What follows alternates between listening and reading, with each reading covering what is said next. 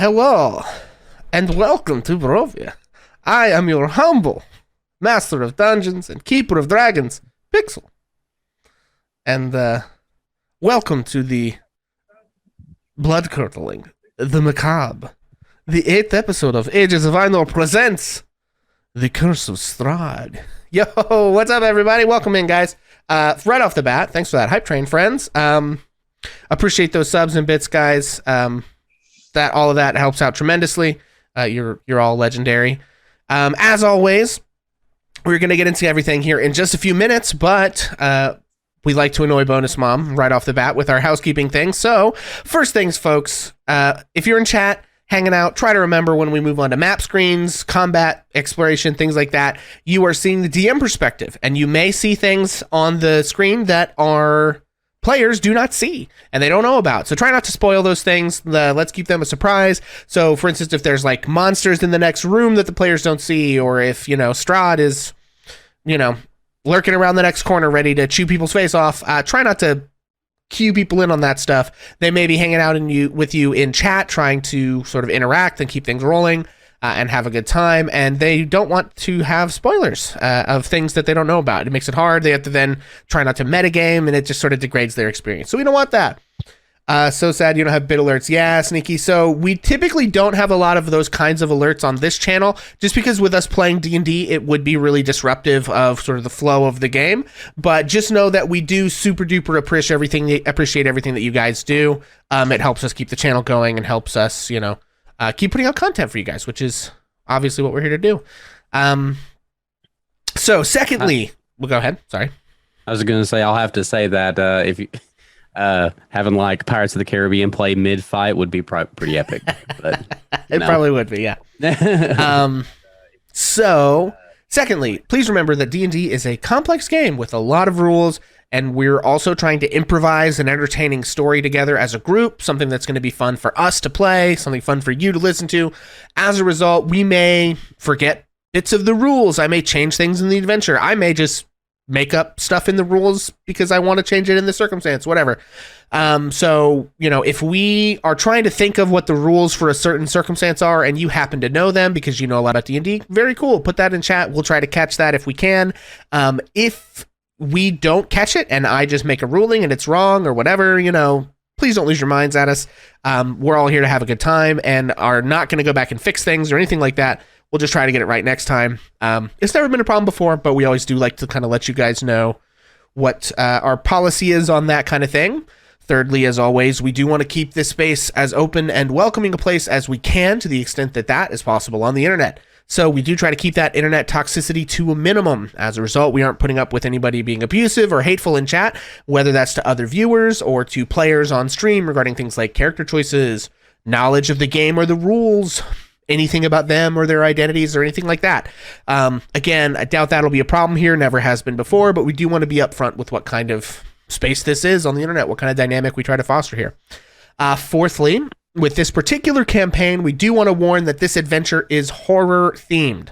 There are elements that some viewers may find unpleasant or disturbing. We don't set out to be overly graphic with this or gruesome or to upset people or anything like that, but we do want to caution for everyone to kind of moderate your consumption of this campaign with that in mind, with your health and well-being in mind, because in the context of a live stream, it's generally not going to be possible for us to provide kind of advance warnings of what kind of content, because we are making it up as we go. So you should expect to run into things that are the kinds of things that you might see in a horror film.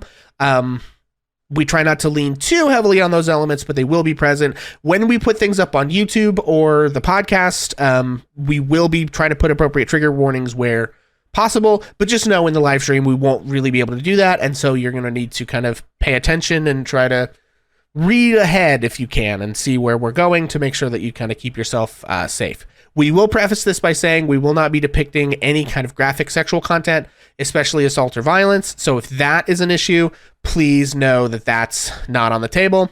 But aside from that, just be aware of the fact that this is a horror show. So keep that in mind. Fifthly, it is widely known that this adventure does have some problematic depictions of individuals inspired by travelers or Romani people IRL. I've done my best to search for resources online to help alter those depictions to sort of avoid offensive stereotypes. So, we will be trying to implement that in the show as well. A few little announcements here. One, we will be doing a level 20 one-shot. It is scheduled, I believe, for, let me check my calendar here, the second Friday of September, I think. Yes, September 9th, the second Friday of September. That will include, I believe, Vincent Page and some other good friends of the channel, some folks from the Siege of Castle Rend. That should be very exciting, just sort of a high-level adventure. You'll get to see kind of high-level D&D and some of the craziness that will come out of that. And then, if you all remember the channel challenge that we did for Bonus Mom recently, you guys hit that a little while back. We have settled on a final date for that. That adventure will be taking place on September the 23rd, the second to last Friday of September.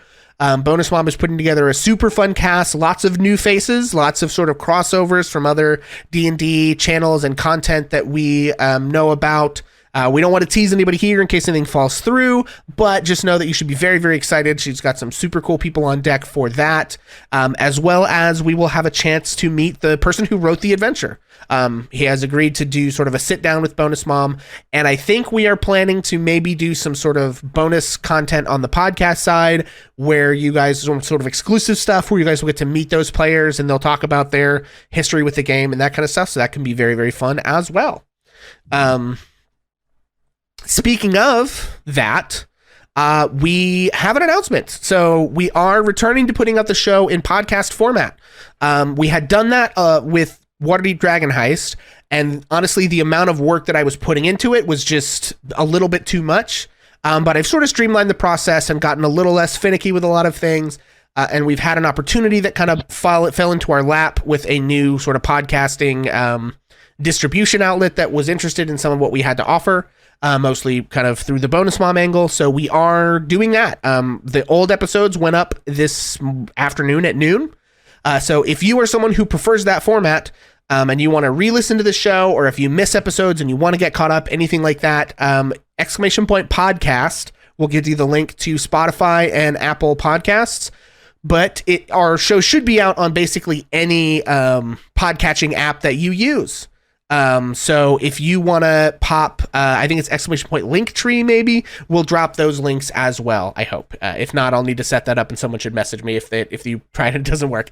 Anyway, all that aside, we're very excited. We also, again, sort of teasing this because we don't have it fully set in stone, but we are planning on doing a sort of maybe a Bonus Mom podcast, maybe some bonus Ages of Ainor stuff that's not just the actual play content, but it's like D&D related talk content, sort of discussing the mechanics and different ways to better yourself as a D&D player or dungeon master or anything like that. So we have a lot of stuff in the works that we're thinking about with that. So be on the lookout for those final kind of updates. We're hoping to get some of those things locked down this month. And then, of course, as always, the reminder that if you prefer the video format like this, but you have to miss part of this episode, or you miss entire episodes, anything like that, or you just want to go back and rewatch it because it was fun, we do upload these on YouTube after the fact. I usually try to get them up by about Sunday at noon or so.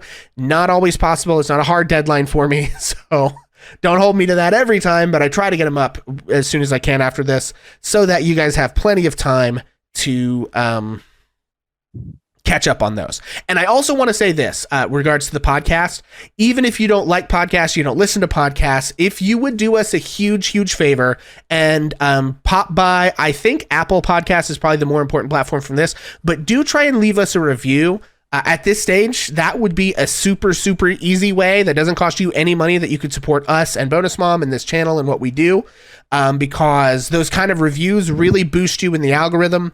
And it would just take a few minutes of your time, would mean the world to us if you guys would do that. So if you are interested in helping out the show and want to support us at this stage, a lot of you guys have already supported financially, and we appreciate every bit of that, of course. But if you are someone who, like me, doesn't have a lot of income to, sort of throw around right now, dropping a 5-star review on the Apple Podcast would be a huge, huge bonus to us. and would just let us know that that's a format you guys want to continue to support. So not to just be begging or anything like that, but it really would help us out a lot. So I think that's all of the stuff. Bonus Mom, did I forget anything that you know about? No. I just want to have a shout out to Orbital 2013. There's a new baby in that household today. So congratulations from all of us. And Bonus Mom has a brand new kiddo. Wow. Well, congratulations on that. And finally, last but not least, before we pop in, we are going to go around and introduce our cast and their characters. I know it's been a little while since we've been here. We missed an episode somewhere in there. So, who's this fella down below me? Who are you playing? And do you have chat inspiration? It's really funny because I know you're talking about me because I always go first, but I am not below you on my screen. So, okay. You mean on the? Sorry, I'm Vincent Page. He's like, what's he talking about? I'm playing Ash Fireforge. I had to think of my last name there. It's been a while since we've done this. I do not know if I have chat inspiration, but Ash is a changeling, a rogue. Let's see here. If I pull this up, been a while. Beep, beep, beep. Yep, we got it. Beautiful. It's very funny because we had almost that exact same conversation. I just watched the last episode to sort of refresh myself for this, and that was the exact same thing you did of like, I'm Ash Fireforge, and I don't know if I have chat inspiration. I'm a creature of habit. Okay. Well, it's also funny because it also was several weeks that we had to miss last time because of power and stuff. So I'm super glad that we're back now. Omega. Hey y'all, I play Onyx Bontarik, a stone gnome Bladesong wizard, and I do have chat inspiration. Excellent. Omega out here showing me up, having his inspiration ready. Listen, it's fine. Well, see, when you did that, everyone else went to their character sheets real quick to figure it out. Yeah, it's back. You just had like first child syndrome on that whole situation. That's the story of my life. Ozzy. Hi, I'm Ozzy. I play Cass Amblecrown. I'm a dwarf paladin, and I have chat inspiration. Awesome. And, of course, last but certainly not least, the one and only Bonus Mom. Hi, I'm Bonus Mom, and I am playing Wanderess, who is a Circle of Stars druid, and I hope one day to be the shaman of my tribe, but I have much to learn, and I have no chat inspiration. I have been singled out to be inspirationless. I don't have DM inspiration either. Uh-oh. Re-up. Well, be that as it may, friends, my name is Pixel, and I will be your dungeon master this evening and your sort of master of ceremonies and I'm going to try to kill all these people tonight. So that's super exciting and fun. Oh, no. Did I give it away? Anyway, guys, you can find me here on Twitch at twitch.tv/hammerpixel. You can also find me here on Ages of Ainor, where I DM. And I also am sort of the admin and founder of Ages of Ainor, which is also a Discord where we play Dungeons & Dragons. So you can join that if you like our vibe here, you think that we seem like fun people. We have a whole Discord full of people just like us who play Dungeons & Dragons together. It's sort of public-facing D&D games. DMs will post games that they have openings for at various different times, and we have sign-ups for those through the Discord. That Discord also kind of pulls double duty as the sort of community Discord for Bonus Mom kiddos and for sort of folks who watch Hammer and Pixel. There's a lot of hat wearing over there, but you can find that. That link is in chat. It will also be in our link tree, which is in the description of this in our podcast and YouTube. So lots of ways to come and find us. And without further ado, when last we left our heroes. Shortly after the funeral for Thorin, a mysterious dwarf rushed into their camp in the middle of the night. Direwolves hot on her heels. Our victims managed to aid the dwarf in fighting and scaring off the pack of wolves. After that, the night was fitful and full of nightmares. Onyx dreamed he was buried alive. and suffocated. Wandress fell into a void of space, reaching out to his purple star, and also at the same time somehow Ash. And Cass, the new dwarf, had a vision, a reprise of a vision she has had innumerable times, but clearer than it's ever been. An amber temple, monoliths of black-robed figures, 40 feet tall in stone. Ash, just before morning, went back to Thorin's pyre smoldering down and took some of his ashes. But as she touched them, she was transported to a mysterious, dark place, an endless expanse of blackness and water. Beneath her, Thorin tried desperately to swim upwards towards her before being pulled into the deep. Tired from a night full of terrors and a day even more so before it, our victims made their way back to the village of Barovia in the shadow of Castle Ravenloft. They entered the old decrepit church to find Father Donovan weeping and praying, and his son trapped in the basement, screaming out his desperate vampiric hunger. They learned more of the land from Father Donovan, that the land is cursed for the sins of ancestors long since past. Whether Strahd is a symptom of that curse or its cause, no one now is alive who yet knows. They learned that a man matching the description of Onyx's mentor arrived in the town some time ago and convinced several of the villagers that he was a match for Strahd. And so the man and the villagers marched up to Castle Ravenloft to challenge the master of the keep.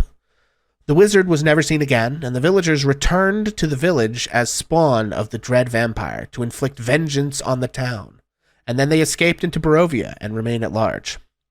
Upon finding out that Onyx was the wizard's apprentice, Father Donovan vindictively insisted that the party leave the church.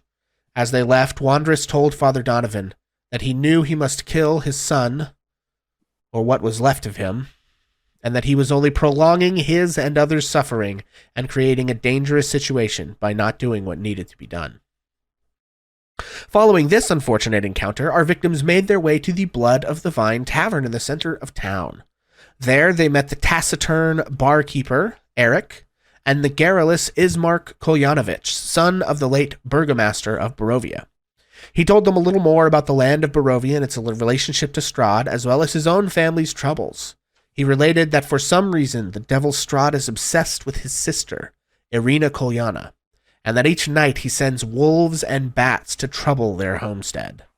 He related that the stress of the assaults and lack of sleep drove his father, Kolyana Dirovich, to his death.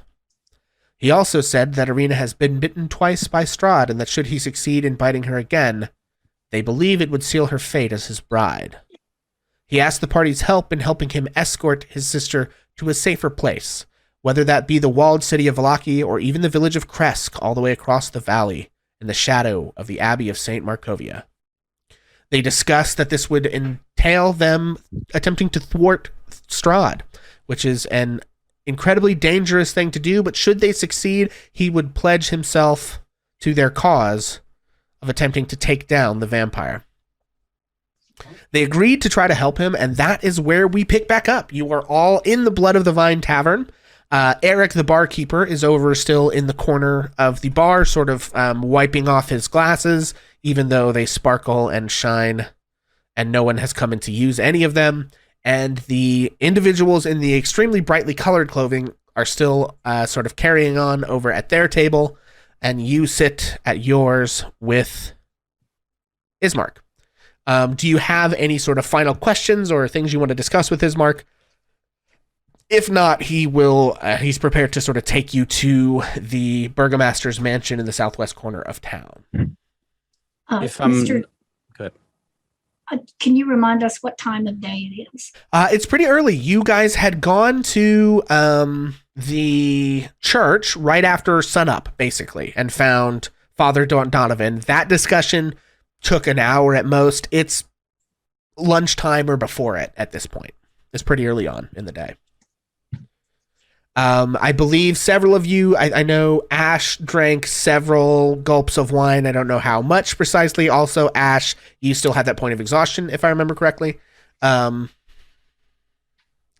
the rest of you, no one has exhaustion, but you're tired from a fitful night's sleep of nightmares and visions and all the other weird junk that you've been exposed to since your arrival here in the Plane of Dread.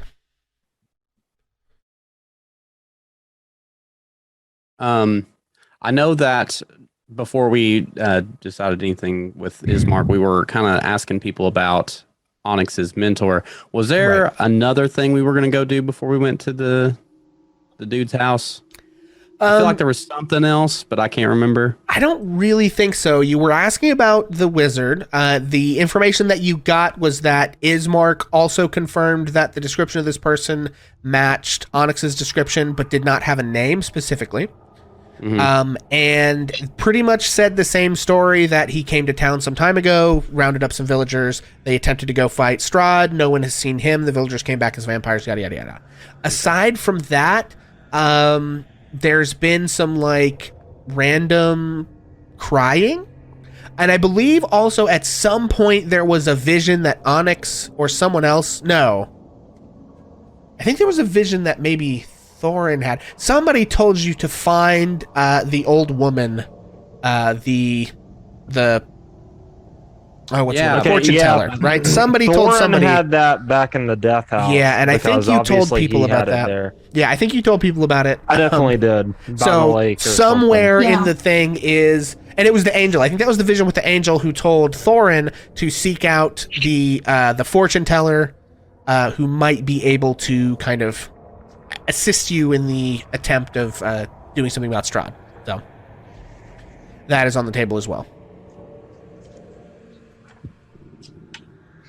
Okay, so I think maybe my only question would be to inquire about that. So I would say that Ash probably would look to his market.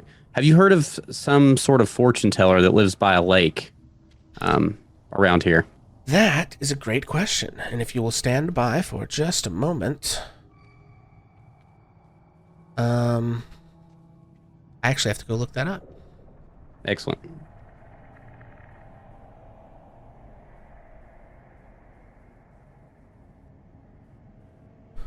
He says, an old fortune teller. Sorry, he doesn't have a Slavic accent. He says, an old fortune teller. The only thing I could think that they mean is one of the Vistani. I know they have a camp on the old Svalich Road outside of town, near the Tser pool, but you can't trust. He sort of leans in close and says, "You can't trust the Vistani. They're spies of Strahd's." Gotcha. Why? What? Who? Why do? Why would you?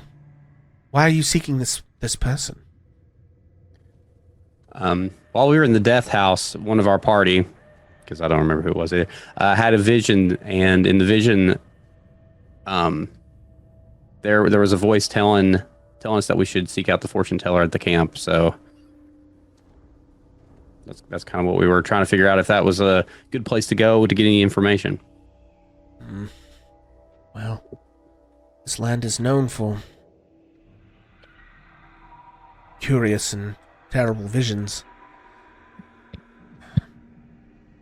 I can't tell you what to do, but I certainly don't trust them. What do you? Okay. Go ahead. Go ahead. What do you guys think? Do you think that it's worth checking out the info from the vision, or now that we kind of know that they're spies from Strahd, do you think it's a bad idea? Well, I think it depends on who told you to do it. I don't know if in the vision it was like somebody. Was it somebody that had told whoever it was? Yeah, I think it was Thorin's vision, and it was the Angel of Helm who later showed up and tried to save the kids. Gotcha. Or Pretty succeeded sure in that saving was the it. kids, we think. Yeah. So Yeah, that sounds right. And it's been so many episodes ago, but I think the gist of it was that it was a land full of evil, and there weren't many allies you could count on, but that you should try to find the old woman, fortune teller, and she may be able to aid you or something like that. Folks who have just binge watched all of this are going to be like, God, Pixel doesn't remember everything, but you have to remember in our like real lives, this was 2 months ago, so. Oh, and as Bonus Mom reviews her notes, there's something in there that it has to do with Onyx, too, that he moans, mumbling louder, prayer, belie by the lake. Was that Onyx? That he mumbled what? A louder prayer, and then I have in quotation marks, belie, Belie, and then by the lake. Oh, yeah, there was a bunch of, like, mumbling stuff. Yeah, that actually... you guys don't really know what that means. You can, yeah, it may be the same thing. It may not. Also, I don't know if this was a part of that vision. There's been a couple of visions, so many. but I have really messed with these guys, and I've enjoyed every minute of it. I have to say. But wasn't it like also about like by the lake in the tents or something, or was it? Yeah, something? there was something like that for somebody. Yeah, it's been feels like forever ago, but yeah. Ash, I don't understand much of what I'm experiencing in this strange place, but we can only put one foot in front of ourselves and move forward. I would think we wouldn't want to overlook any opportunity to understand what is happening here. So I would think perhaps we should investigate. How far of a distance is it from here to their camp? Is Mark? Let me do some quick calculations in my genius brain.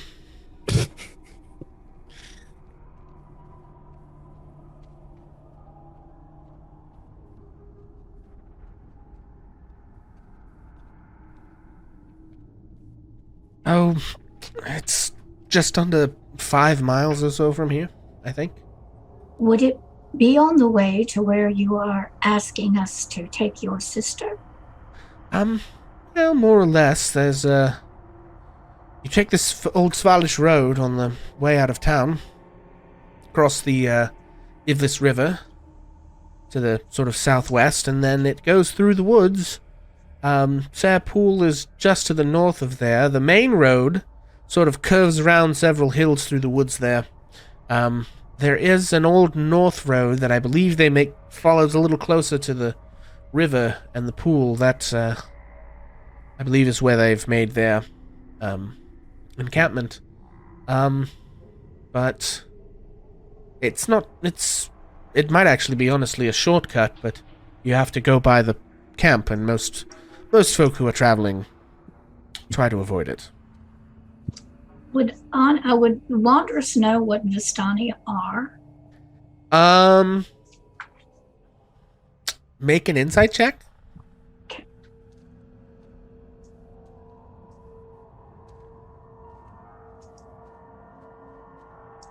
$19. Okay. So you don't have a lot of interaction with people, but you do sort of get the understanding that, given the sort of like furtive glances at those other people in the bar, and the kind of the hushed, not wanting to be overheard, that these sort of caravan carnival folk, who are also in this bar, he seems to be referring to a group of people that would include them. So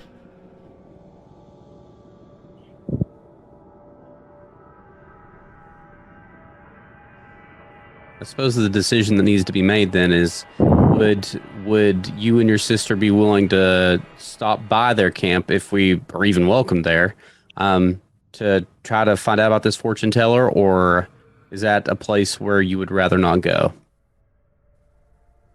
Well, beggars can't be choosers. We wouldn't refuse, but I would just recommend watching your back in there. There's no telling what information might get passed on to unfriendlier ears.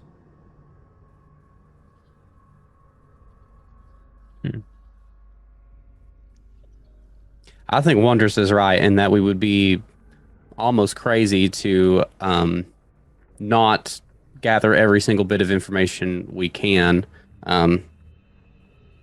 Obviously, it does worry me with them being known spies of Strahd's, though.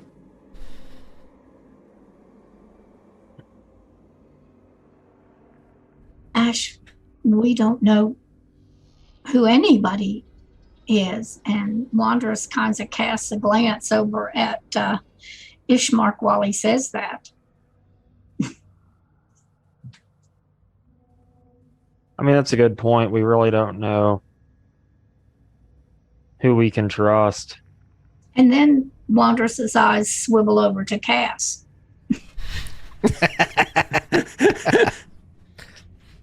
And then I gaze right back at I gaze right back at Wondrous. Well, I say that we leave at the earliest convenience, and maybe we can get a preemptive invite into this camp.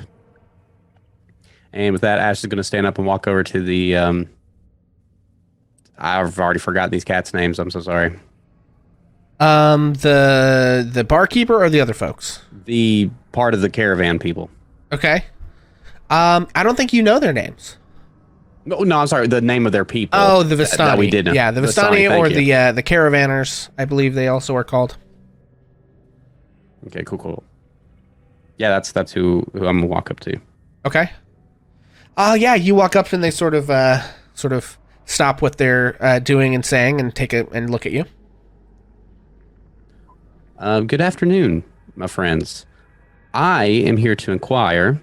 I have heard of your people and have heard there may be a fortune teller in your midst, and we were wondering if we could come and visit with them.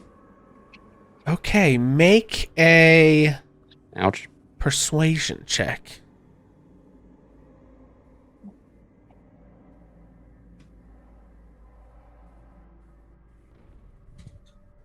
I'm blind. Excuse my close-up. Stand by, everyone. Oh, 19. Lord. Ooh. Oh, no, that's fine. You don't have disadvantage. It's a 19.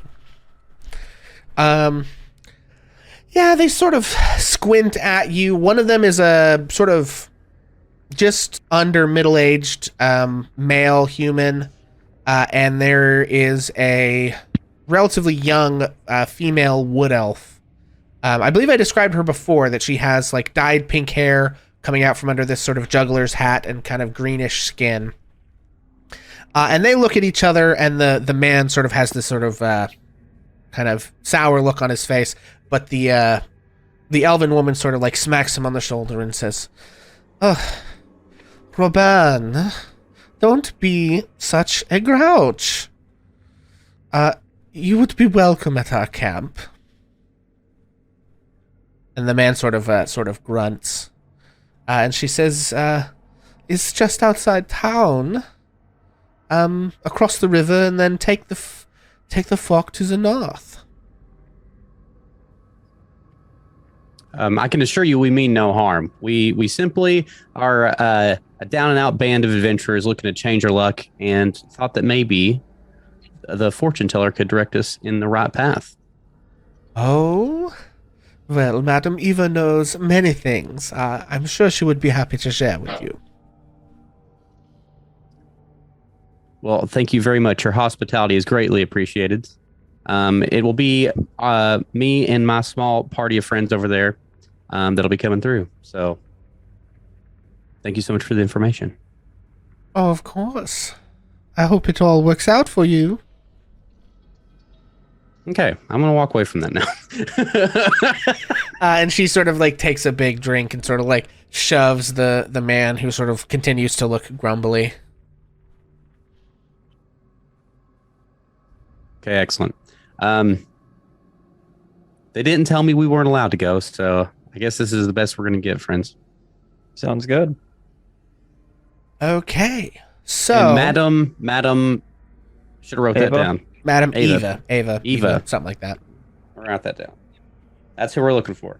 Yeah, so you all stand up, and Ismark leads you out of the tavern and down the road immediately to the south.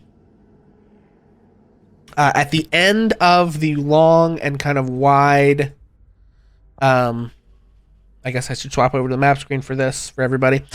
So you guys were here at the Blood of the Vine Tavern. He leads you down this wide avenue to the south. There are houses on either side. Eventually the road kind of splits off to the east. As you go through, that crying noise that you had heard, it gets louder and louder as you pass there is a general store here. It has an entrance on both, right on the square and just to the south. And then about 2 houses down, that crying and weeping that you've heard echoing all throughout the town gets louder and louder. Ismark doesn't even really seem to notice as he leads you past all the way down to the south. To probably the largest structure you've seen outside of the tavern and the church in town. This is an old building. You can see this sort of weary-looking mansion squat sitting behind this rusting iron fence. The iron gates are twisted and torn. The gate on the right sort of lies cast aside, while the left gate swings lazily in the wind. The stuttering squeal and clang of the gate repeats with mindless precision. Weeds choke the grounds and press with menace upon the house itself. Yet against the walls, the growth has been tamped down to create a path to the door. And all about the domain. Heavy claw markings have stripped the once beautiful finish of the walls. Great black marks tell of fires that have assailed the mansion. Not a pane nor a shard of glass stands in any windows. All the windows are barred with planks, each one of them marked with stains of evil omen.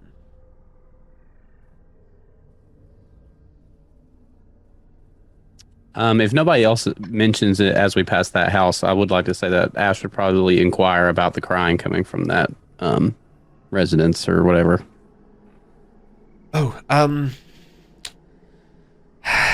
That is Mad Mary's townhouse. I beg your what? Who? Mad Mary, it's a townhouse. She is, another of the unfortunate denizens of this town. Her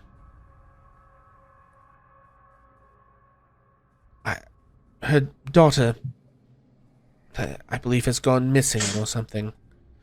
Most of us didn't even know she actually had a daughter. She hid her for her entire life, but apparently the girl broke out and has gone wandering off somewhere, we know not where. Oh, about a week ago. Hard to tell what has befallen her in this land, but it can't have been good. Has nothing been done? No one has looked. It's not safe out there. Listen, if you'd like to go track down the waif, you're more than welcome, but there are no leads, and, well... And yet you think it's safe for us to take your sister and you and leave this place and go out back into those woods and across the country? What is the difference? Why do you think I haven't done it myself? Why do you think I sought out fighting folk to help escort? This is all very strange. I think And unpleasant. perhaps, I mean, you are new here, but bad things happen to people here, sir. And if I want them to not happen to me and my sister, I have to be smart about what we do. And wandering into the woods after wandering children who've run away from their mothers is a good way to get you and everyone killed. So you're free to do as you wish. I mean, we're But, not going to get anywhere by staying here. Right. Well, I mean, the plan is to leave, but I'm just saying, if you want to go look for this child, you're more than welcome to. I won't stop you. No, But I just find it also unpleasant. yes, well, heroism is a luxury we can ill afford, most of us here. So perhaps you will have better luck. Would be a welcome change for once.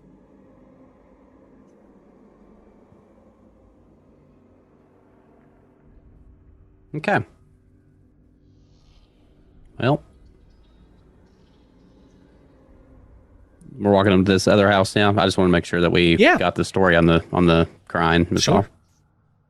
Yeah, I mean, you guys are. That's what he says. You're welcome to kind of investigate that in more detail if you wish.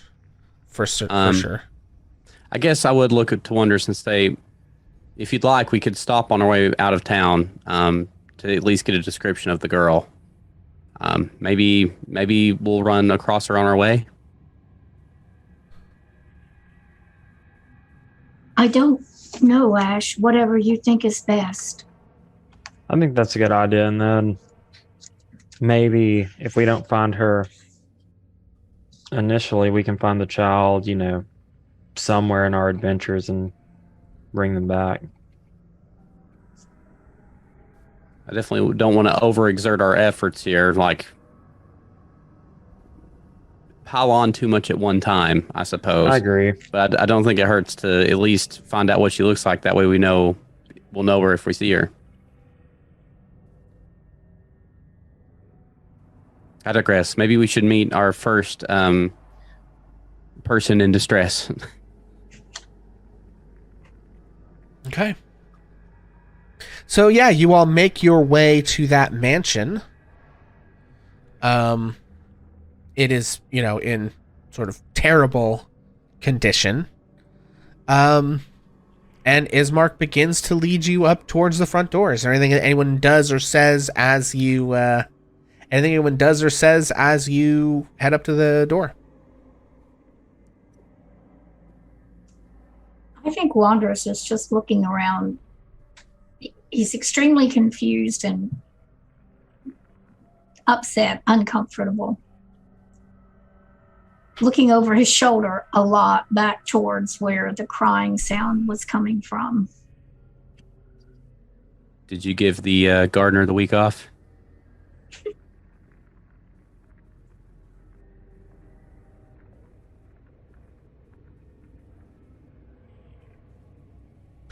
Been a long time since I've heard a joke. How would you rate it? Sorry. Well, here we are. And he opens the door and walks into the house.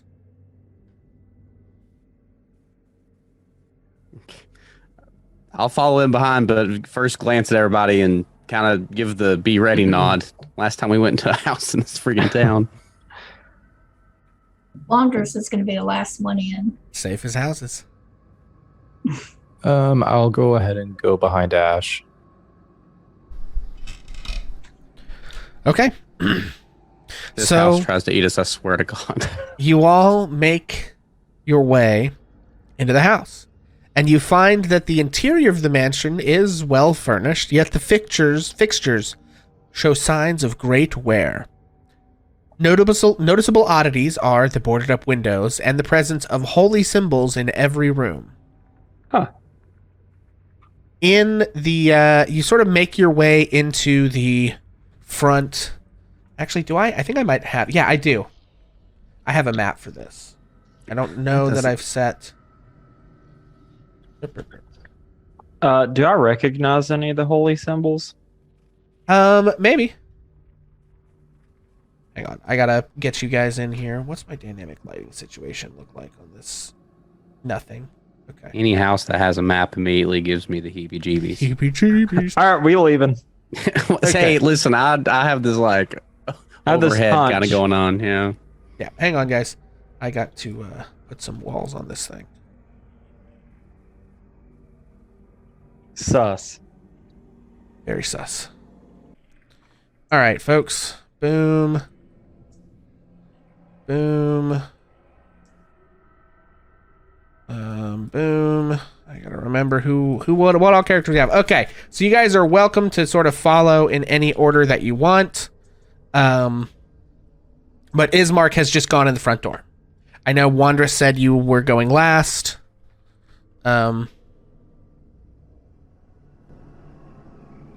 So, I don't know about the rest of you. It sounded maybe like Ash was the next behind.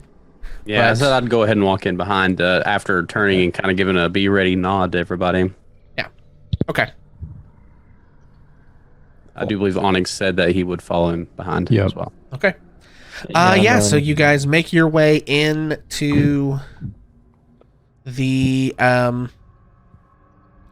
sort of drawing room, or into the sort of front room of this place.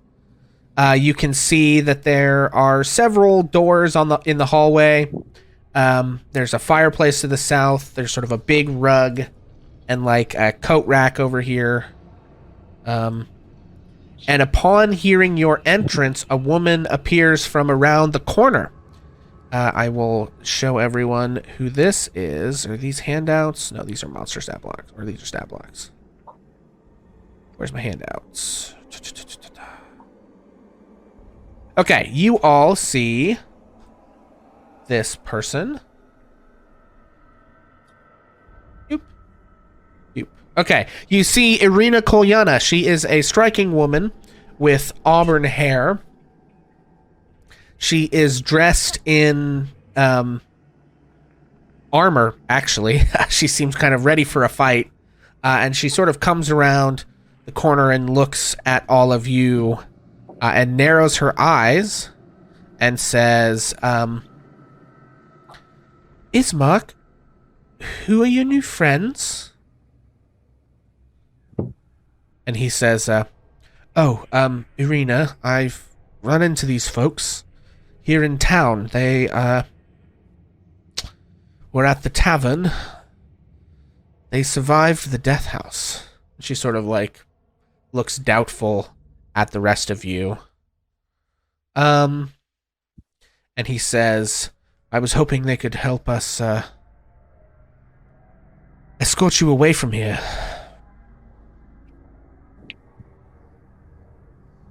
But this is your sister.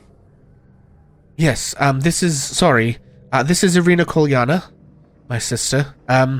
These are Ash Fireforge, Onyx, Cass, and Wandress. They are new to these lands, but I think they may be of use. And she sort of looks at all of you and nods. Having been introduced, Ireena seems a little skeptical. What does anybody do or say? When she walked around the corner, Wandrous gasped. And when she made eye contact with him, he couldn't look away. He just looked at her.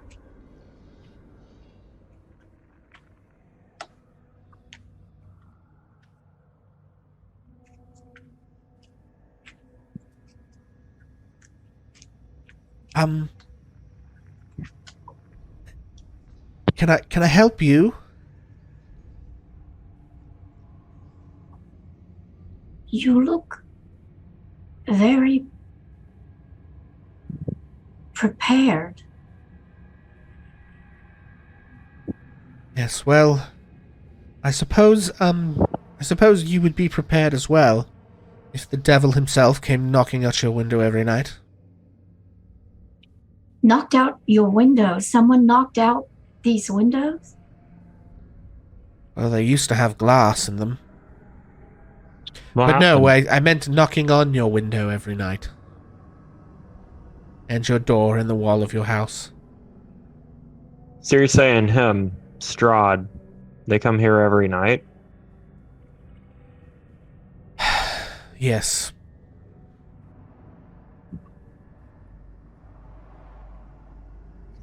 wolves and other terrible creatures have been attacking this house night after night for weeks. Those wolves, the ones that howl at night. Yes. We have experience with those wolves. It is not safe for you here. What is Strahd's newfound obsession with you? Why do you think that is?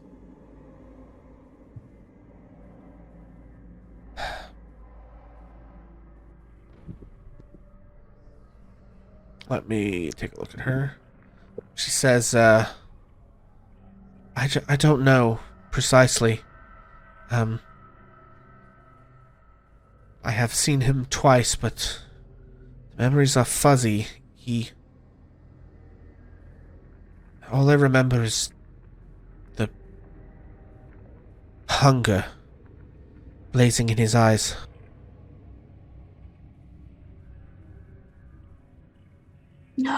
No, this is wrong. Ash, we must help this person. She is too good to suffer this.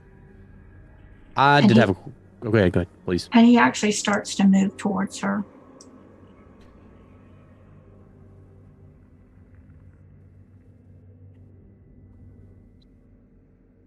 We are aware that she's...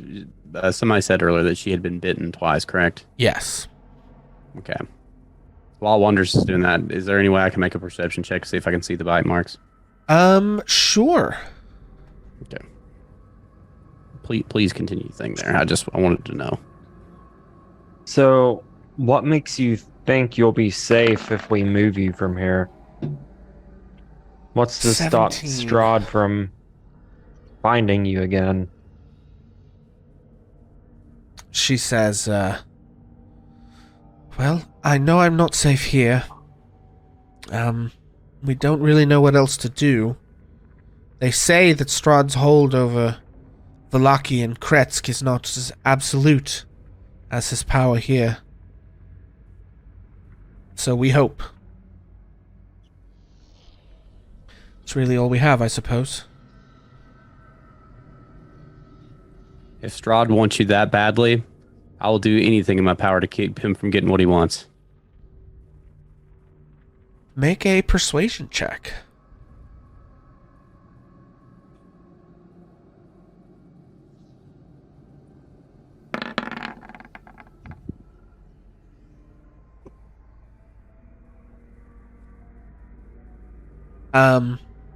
And she says,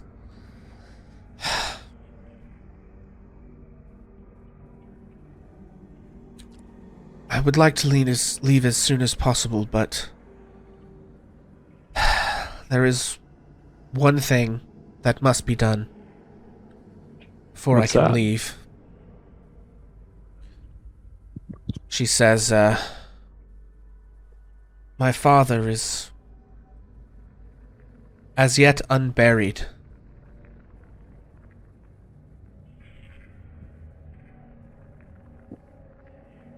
And I will not leave him here on our mansion floor.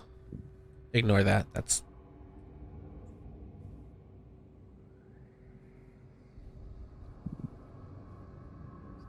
Well, we can give him a proper burial.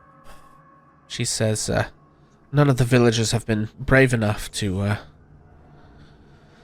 help my brother take him to the cemetery for a proper burial. Miss Kolyana, do you know what happens in that cemetery every night at dark? Hang on. Yes, the, spirits drift along the old Svalich Road. Will that not happen to your father if we bury him? We have already suffered a loss. One of our party members did not survive the death house. I beg your pardon, Ash, for bringing it up, but we found it necessary to build a pyre, a funeral pyre. It was safer for the soul and the body of the departed. Would that not be best? What do you know of the soul?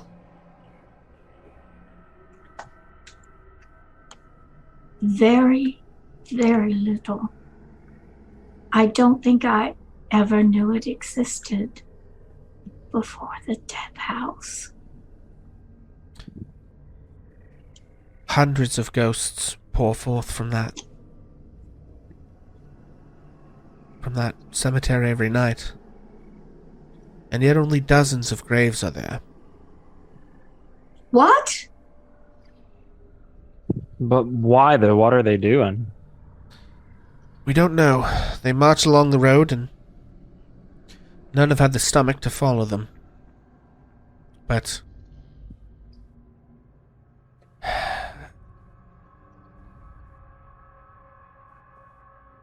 I don't know that being buried in that graveyard or not is any protection from any of this, so I will not see my father decay on the floor of this house. And our custom is that he be buried. It's the last dignity we can offer him. I believe we're prepared to leave as soon as this is taken care of as well. So, Ash would look around at everybody. It's their custom. It's their choice. If you guys are willing, we can. I don't think it's any sort of big job to help. We can help. Yeah, Of help him be course, buried. I will do what I can. Do you have a conveyance, or should I I can do carry it. him?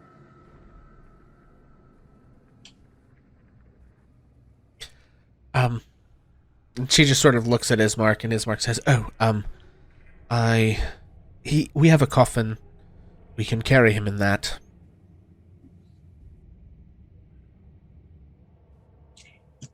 Then let it be done, and done quickly. And Ismark looks at Ireena and says, while we are gone, close and lock the door and don't open it again until you hear my knock.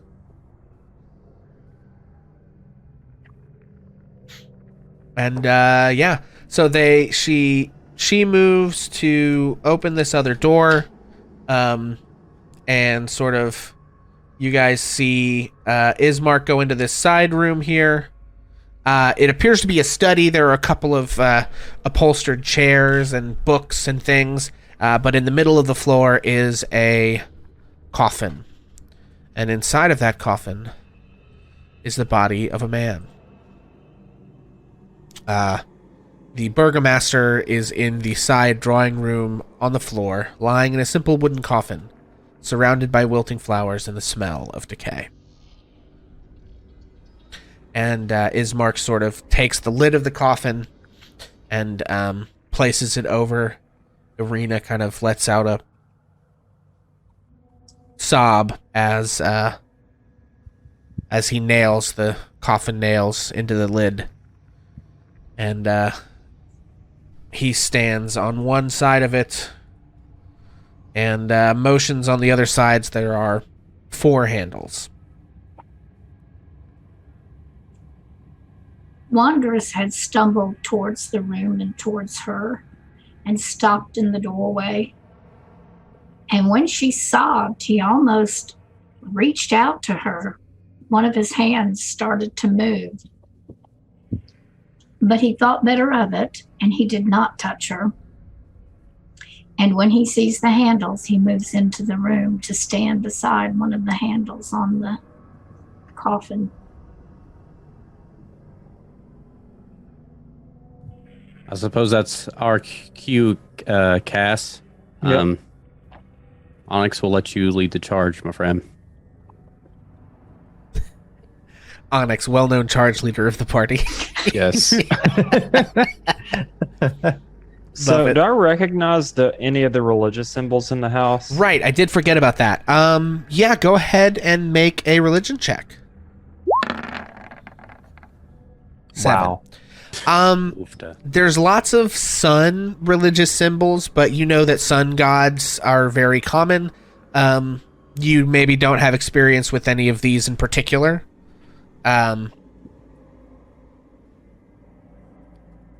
Okay. What about Ash seeing the bite marks? Did he? Oh, yeah, I forgot about that. With a 17, I think maybe you catch a glimpse of some sort of, like, discolored skin on her neck. But she's wearing kind of that big, like, Yeah. you know, It metal reminds it collar, like- basically. Yeah, from the picture, it looks like Auron from Final Fantasy X, which is funny. Yeah. So. Okay. And with that, you all grab the coffin, and the strangest funeral procession in Barovian history begins as a dwarf and a wandress and 2 humans carry a changeling and a man. So a woman, a female dwarf, and a 9-foot tall furball begin to sort of process the former burgomaster of the sad little town of Barovia through the city. The streets remain quiet, and except for the sobbing of the woman in Mad Mary's course. townhouse. And when you arrive, I think Ismark goes into the church for a few moments to discuss with Father Donovan. You guys can try to go in there if you want, although you may intuit that you might not be the most welcome. And then shortly thereafter, Ismark comes back out, and you make your way into the graveyard. The cemetery. So you see sort of a fence of wrought iron and a rusty gate. This one not torn off its hinges. Encloses this rectangular-ish plot of land behind the dilapidated church. Tightly packed gravestones, shrouded by fog, bear the names of souls long past, and all seems quiet. And you make your way to a particularly sort of stately corner of the cemetery where many of the former burgomasters are buried.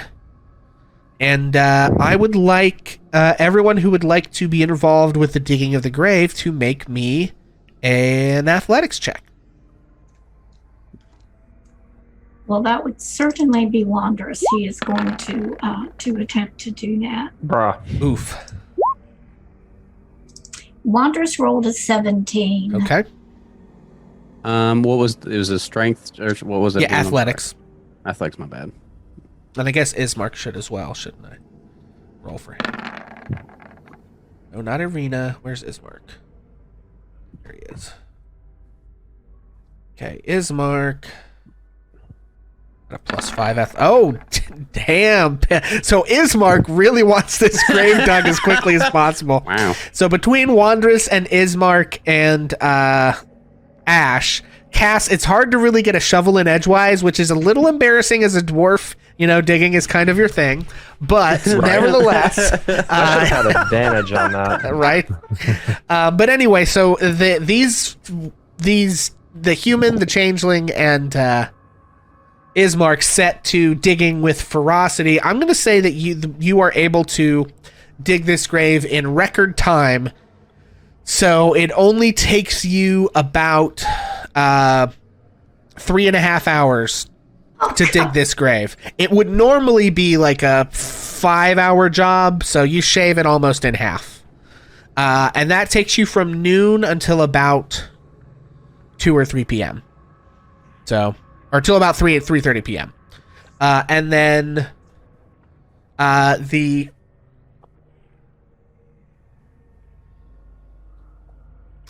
grave is dug, and Ismark sort of begins to lead you all back to the Burgomaster's mansion.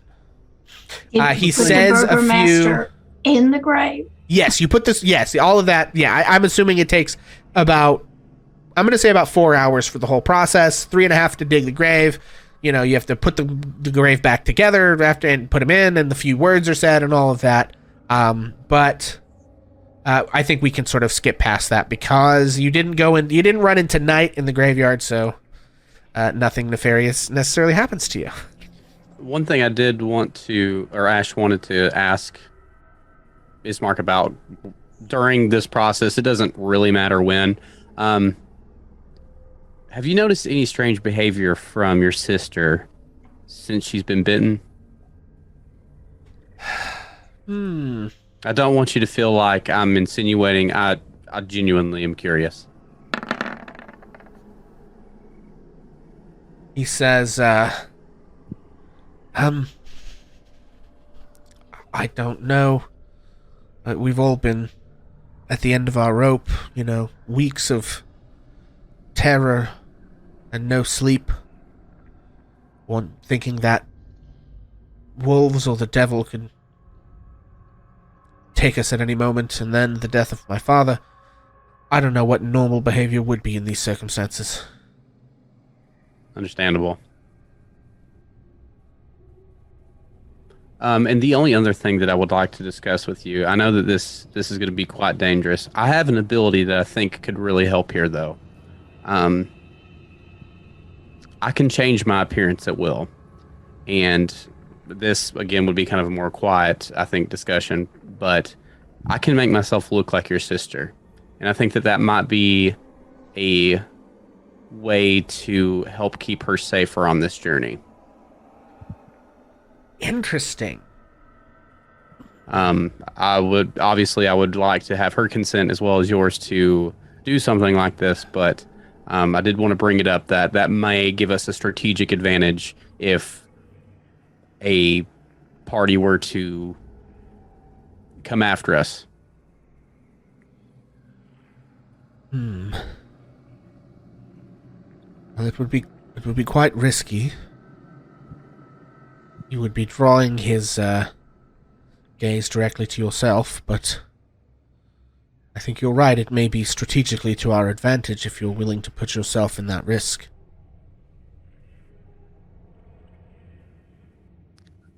Ash kind of just thinks for a minute and probably says something along the lines of, the only one that'll be at risk if I come in contact with Strahd will be him.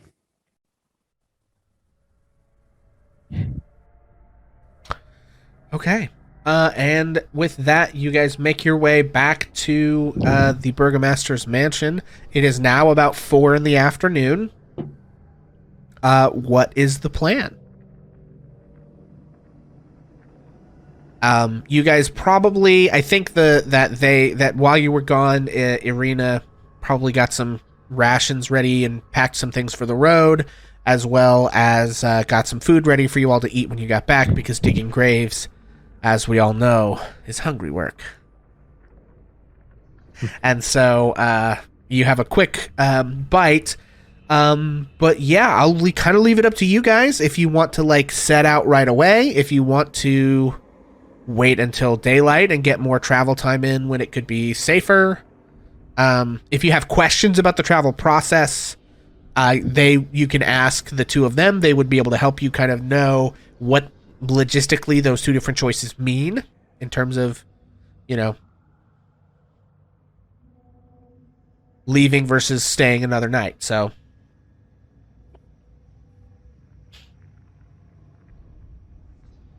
about our departure, I'll take the charge here, I guess. yeah, and let me just dump you guys back over here. Boop. And that dude ain't there no more. I personally feel that leaving as soon as possible would be preferable, because if we're to take the history of what's kind of been going on in this house, I think it's safe to assume that they'll be back tonight. Yes. Most likely. Almost certainly, yes. How would you two feel about leaving as soon as possible and getting maybe at least a mile or two in? Give us a little bit of a head start before they come back. It's risky. Strahd has spies everywhere. We don't want to be taken on the open road. I definitely think Strahd would have the advantage at night. Yes, he can't enter the house without an invitation, but...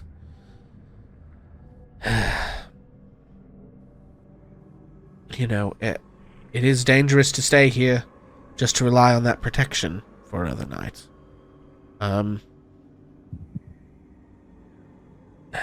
If we leave in the morning, we likely could make it all the way to Vallaki in a single day's travel. Probably not even all of that. I doubt, however, we'd make it before nightfall tonight. But if we are not seen by his spies, it may throw him off. For us not to be here, he will have to take time searching us out again. There are risks, I suppose, to each. It is just a choice of which dice we roll and which poison we drink at the end, I suppose. How long would our detour cost us if we were to go to see Madame Ava? Well, that's an interesting question. Let's see. From here...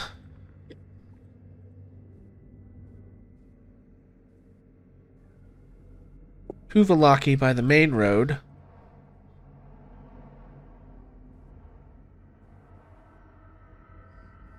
takes, And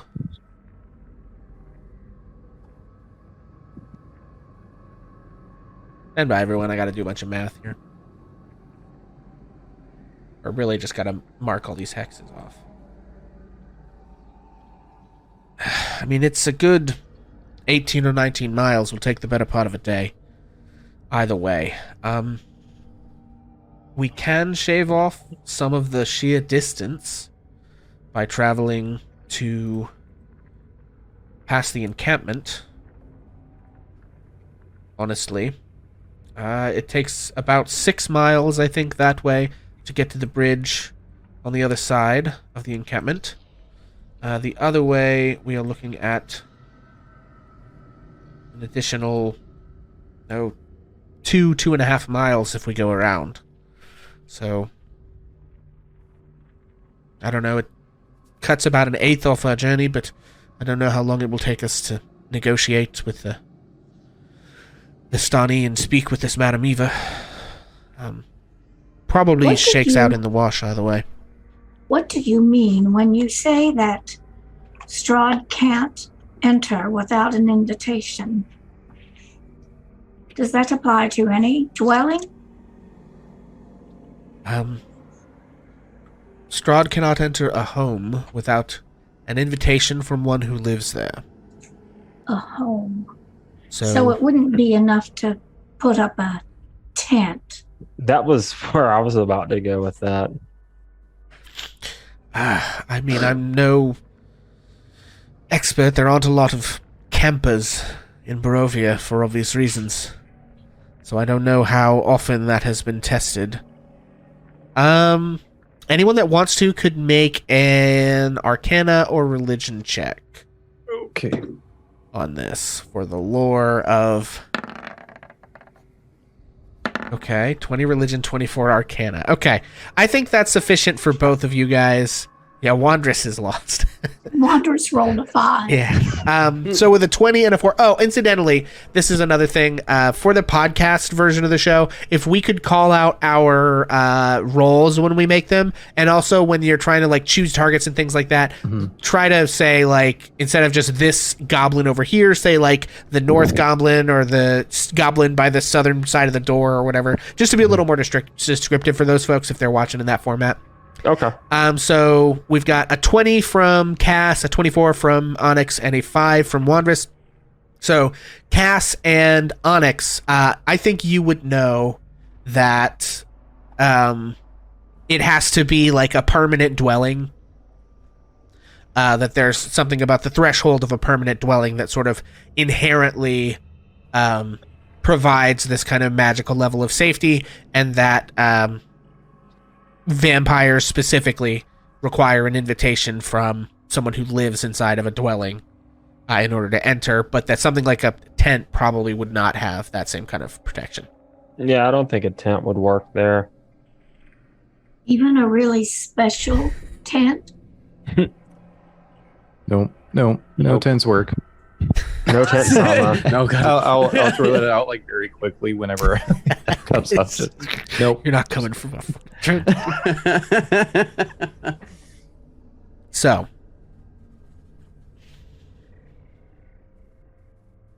Well, if we stay here, the building is going to be attacked. We know this. What might happen out there, we don't know. Right, but I definitely think it'd be better to travel by day than stay. Then we should go immediately. Are you ready to leave? Do you have your things? yes. So Ireena sort of hands a sack of traveling equipment to Ismark, and he, puts on his gear. Ismark is wearing splinted armor and has a long sword and a short sword and a heavy crossbow. He is pretty decked out. Ireena, on the other hand, is wearing a breastplate, which you all have seen, and has a rapier. Can you show her one more time? Sure. Should be in our- cause She should be in your journal. If you go, you there's can a couple click. of people in chat that didn't get to see her. Okay, sure. Where are they? This is for you, Wolf. Well, there. Okay, so there's Ismark there, and Ireena there. So yeah, Ireena's wearing a breastplate and has. It shows her with a thing that's very clearly not a rapier, but she, mechanically speaking, has a rapier. I don't know why they. Art is what it is, right? So, yeah, you guys are welcome to leave immediately if you wish. It is about 4 p.m, so we will Ooh. take that into account. You aren't exactly sure what time nightfall is, but you probably can get a couple of hours travel in there. Let me look at travel pace in 5th edition. There's probably not a way to make it to the camp in the daylight we have left, is there? You might. Let me look up the travel camp, the travel pace. I think it's in movement. Okay, travel pace. The travel pace table. Okay, so at a fast pace, you can move 4 miles an hour for a total of 30 miles a day, but you'll take a -5 penalty to passive wisdom, which makes you easier to ambush. Now, with that being said, let's go back over here. I'm going to drag you guys onto the Barovia map. Okay. So you guys can't really see everything. I don't see anything. It's there on the we go. far right side of the map. Yeah. Beautiful. Where's Okay. my...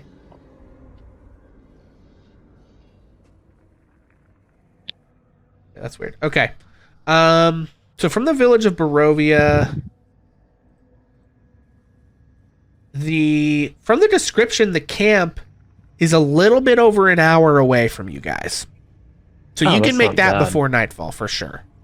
Now, you don't know if the Visani would let you stay in their camp. They said that you're welcome to go meet them.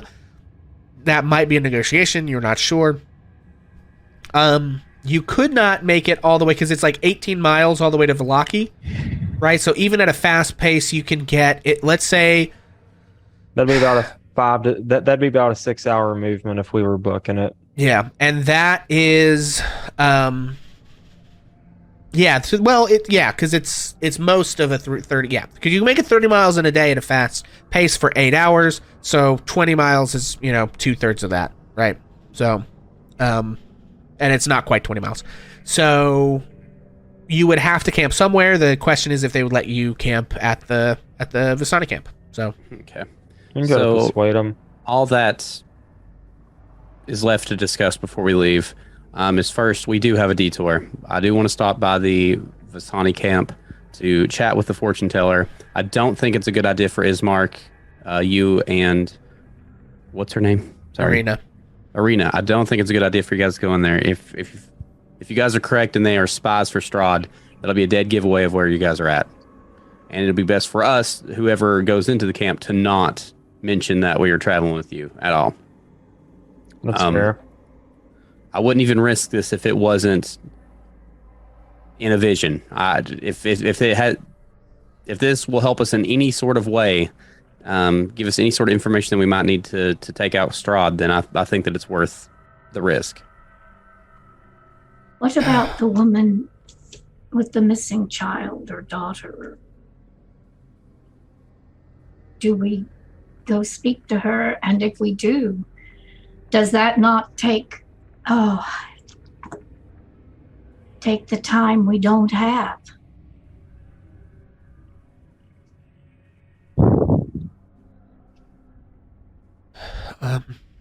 Also, I'm not too keen on the idea of our entire escort going into the Vistani camp and leaving us, alone in the woods. I think that would be a bad plan as well. It would defeat the purpose of this entire endeavor. Perhaps we could disguise ourselves, or... I mean, honestly, I don't have any skills in that regard, but... Well, I do. I can disguise myself, but nobody's looking for me, and I'm probably the most intimidating the way I am. Yeah, obviously, I think the only two people that would need disguises would be Ismark and... yeah. Damn it. I'm writing this down this time. What's her Ismark name? and Ireena. Ireena. Ireena. Ireena. Okay, sorry. God, my brain broke. Got to keep that pencil and paper right there beside you. Which actually brings me to my next question for you, Ireena. I was discussing with your brother. I have the ability to change my appearance at will into anybody, more or less. And sorcery is this? With your permission, I think that it would give us a strategic advantage for me to take on your appearance and you to disguise yourself to throw Strahd off your trail. Once Ash says that, Cass's head just kind of perks up. And What? she says, "Wait, you're a changeling?" Yes. Interesting. I'm sorry, we don't know of those things here? What sorcery? What? Okay, let's see here. I need to read something real quick. I don't know that I could. I guess, whatever. I'll just change in her. I was going to see if I could, change in Wonders, but I think that changes my size, and that's Yeah, not you can't something I change can your do. size. Yeah. So just at will, I'll use an action to change into her appearance. Does Wanders know what a changeling is? Make an Arcana check, Wanderers. Arcana, thank you. 16. Yeah, sure. They are a fae, typically. They have the ability to sort of shapeshift. There's lots of lore around them. You're not necessarily sure what exactly is true and false, other than that they are humanoid fae creatures who can take on any appearance at will. Yeah, I think Ireena is sort of taken aback, but says, I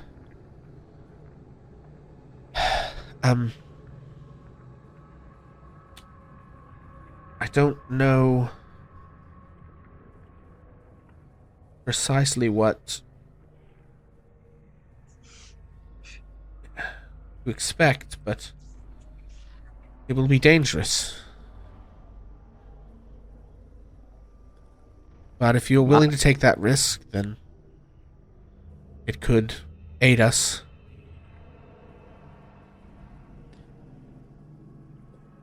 as I said earlier, if Strahd truly wants you that much, I'm willing to take the risk to make sure he doesn't get what he wants, especially if it's something this bad.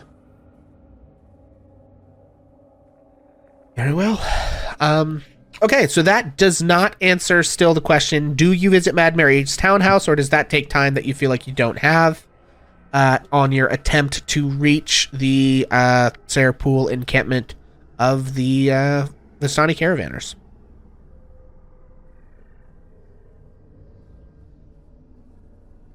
Okay, before you brought that up, Pixel, I was getting ready to say that Wanderers would look over. It's just in this discussion about taking on somebody else's appearance, Wanderers would look over towards Ishmark and say, if you have extra clothing, then I have the ability to disguise myself to look like you. And I'm not sure. I think I can look a size smaller, can't I, when I do that? You can look like a normal person. The question I have is, how long does that last? I'm going to look right now.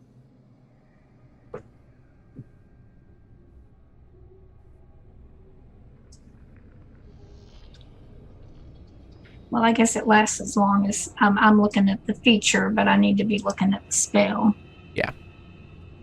Sorry. Because I think disguise self usually lasts like an hour, but it may be different for you. I don't know. Yeah, it's an hour, but it could be of some help when it has to do with the at the Vistani camp or whatever. But it's a possibility that maybe what Wanderers would be getting at is maybe should take some extra clothes of Ishmark's because Wanderers has that ability.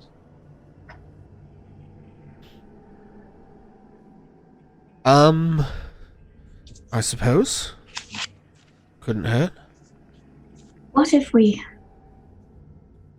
left right now and talked to the lady, and then I'm beginning to feel extremely uncomfortable about taking these people out into somewhere we've never been in and we know nothing about, going into nighttime, which we know is going to come sooner here instead of later. And we also know those, whatever they are, come out of the cemetery and march down the road at night. Do we really want to risk that?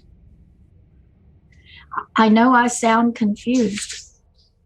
It's because I am, and I'm not used to being confused. Onyx, what do you think?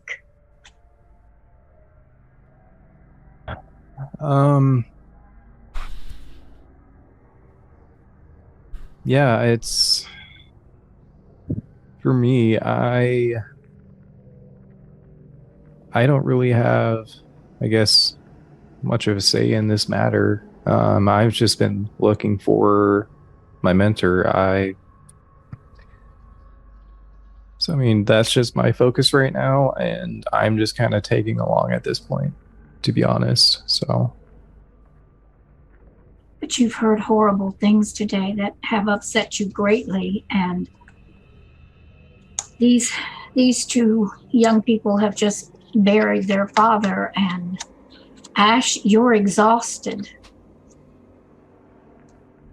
Are we not safer behind walls that cannot be breached than we are out there in the dark with we don't know what? And forget our safety. What about her safety?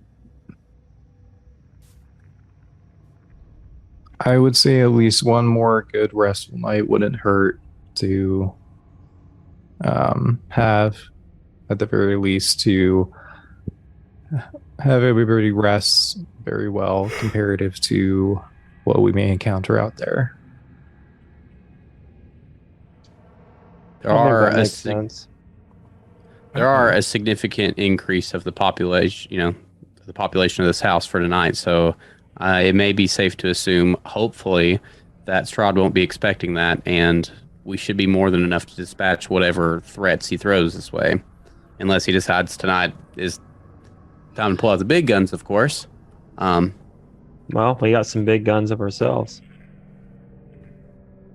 But as far as people discussing, as far as this discussion goes, I think that it stands to reason that maybe Ismark and Ireena should have the final say on whether we should leave now or in the morning, because it's Ireena's life that's at stake here, more or less.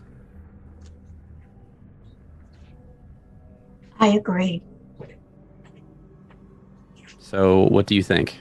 Would you rather us leave now, or would you rather us fortify and hang in there for one more night?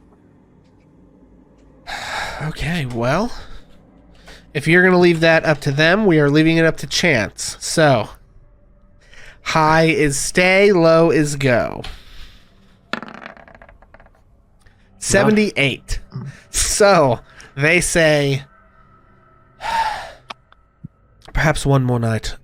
If we travel in the morning, we can make it the full way in a day. And yes, the wolves will come in the night, and doubtful our sleep will be peaceful. But so far, they have yet to be able to breach the manor, and we know Strahd cannot get inside. So, traveling the full length in the daylight, it's the best bet. Okay. With that, Ash is going to stand up. We have a game plan. Obviously, it seems you guys have done a pretty good job of fortifying.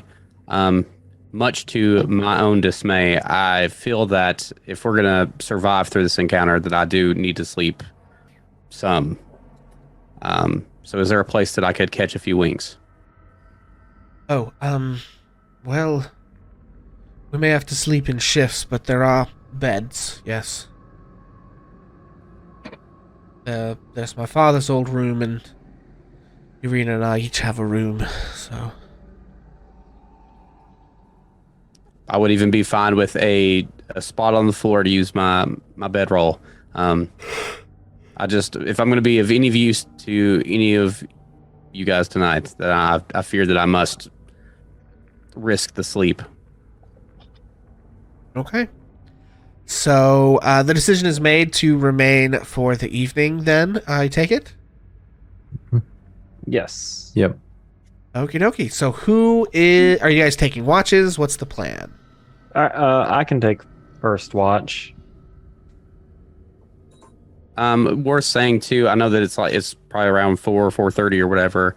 It was my intention to sleep before it got dark. Well, yeah, I mean, we Yeah. really don't need to start the watch until it gets dark, I guess.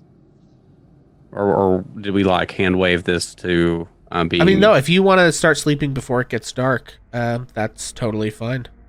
Okay. Well, I just wanted to clarify that it was my intention to sleep now rather than later. Gotcha. Okay, so to try to sleep and go ahead and get your long rest. And so if it's 4 now, your long rest would put you at about midnight. Okay. So it would get night around, 9-ish probably. So, who's taking first watch? From about 8:30, 9 o'clock until midnight. I got it. Ash is still going to be asleep, but Hey, Cass is saying first. okay. Do you think single watch is good, or should it be 2 of us? I mean, I think as long as, everybody's in a spot to where they can get up and be ready to fight if need be, I think one person's fine. Mm-hmm. Yeah, I agree with that.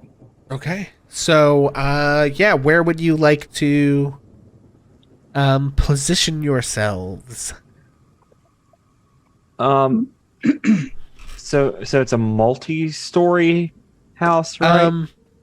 I just have a map of the lower. It's a manor house. It probably has an upstairs, but I honestly only did a map for the downstairs. Okay. So, Well, I mean, for all that's intents and right. purposes, I think we're treating it as a 1-story building. Okay, yeah, then I'm gonna post up in front of Like to where I can like see out of a window. So all the windows on the house are boarded up. So I mean, you're welcome to like punch a hole into one of the boards or something. No, I won't do that. Then I'll sit by the fire, and Okay. Cass is gonna, just pull out her journal and start writing about how she found out there was a changeling in the party, because that is very intriguing to her. Gotcha. Okay. And Wanderous is certainly willing to take a watch. Wanderous is planning to sit and look at Ireena as much as possible. But he also, if he's doing a watch, would probably lay where the front door is, on the inside of the front door. Okay. Oh, I moved the chimney. I did not mean to move the chimney. Why is that doing what it's... Dang it. Okay, hang on, guys. I gotta fuck around with dynamic lighting for a second. I hate doing that, but... Oh, maybe I didn't give Cass the ability to see. Maybe that's my problem. Yes. Oh, okay. I'm a dummy. No, I can see. Okay, there we go. Let's Okay. edit this. All right. Stand by, everyone.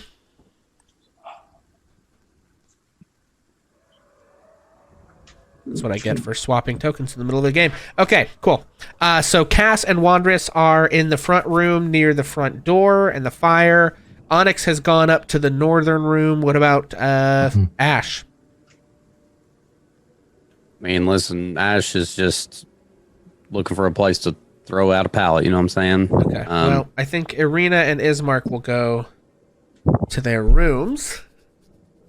That's probably where they're the most comfortable. So Ash, any place, but this seems good. Yeah. Okay. I mean, that is where the dead body has been laying. So it probably smells a little bit in there. Rip. There Excellent. is, yeah. But if you're cool with that, then cool. Okay. So, are you guys supposed to be seeing the map screen? Oops. Thank you. Hey, there we go. Thanks, Ace. You all set about for the evening. So, Cass, you are on first watch. Wanderous, are you like sleeping up there just to be nearby, or are you staying up with Cass? If Ireena disappeared, then yeah, I'm going to stay fairly close to Cass, but just bunking out on the floor or the rug. I'll be on the rug. Okay. That's good. And I'm just going to lay down and I won't go straight to sleep. I have a lot to think about. Okay. And I am probably going to take out my star map and look at it. And I have a journal also that I keep where I track stars and things, which I will take out and look and bemoan because I don't ever see any stars or any heavens at this point. Right. But I would find it comforting to look at it. Okay. Onyx, what do you do as you prepare to sleep for the evening?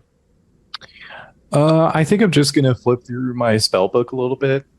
Just like figure out if there's anything else I can gather from like the notes on the edges from my mentor, see if there's anything else that may like clue into where he may have gone. Okay. Cass, as you're settling in for first watch, what all are you doing? Well, I mean, I'm just gonna like post up and just to keep myself occupied, I'm gonna pull out my journal and start writing in it. Okay. Well, before long, and I guess in this scenario though, do you have the door open or closed? Cass. Closed, but sitting close to it, that way I can hear if anything comes up to the door. Okay. Yeah. Okay, so you can't see outside, but before too long, as the night continues, you do in fact hear a distant howling growing ever closer. As a few minutes pass, you hear scratches at the door. The howling is right outside. I'm gonna nudge Wanderous awake. I don't think you had to. I think he's looking at you when you nudge him. Hey, let's start getting everybody up. I don't know if the wolves are gonna try to come inside or what. I think we wait as long as possible. I understand what you're saying, but Ash is exhausted. And I suspect if those two people don't come flying down from upstairs, this is pretty much what they're accustomed to every night. Okay, So let's give it a few minutes. that makes sense. And you begin to hear the scratching noises all around the house. Onyx, make a perception check. Ash, make a perception check.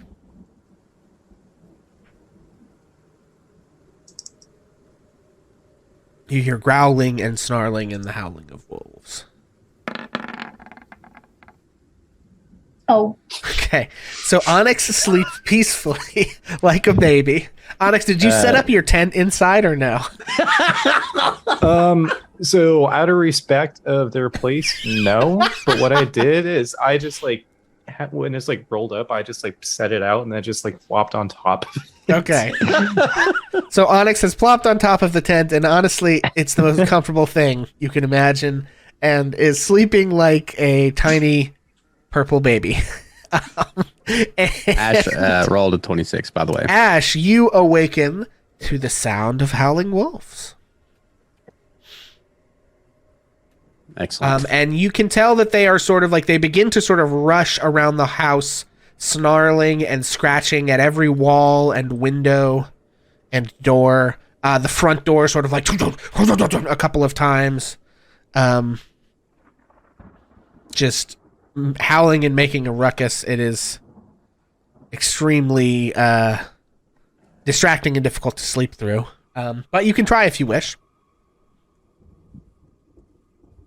Well, how is Ash feeling? That would be my question on that.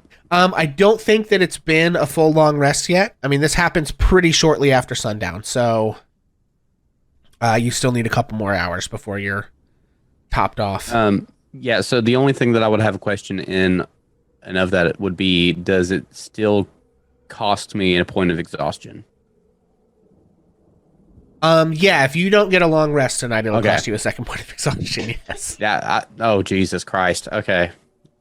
Me and my role play decisions. Damn it. Amendment to the bit, ladies and gentlemen. Amendment to the bit is what makes a good role play situation, except for it may get me killed. Anyway, I think that Ash would get up and at least go to the front room.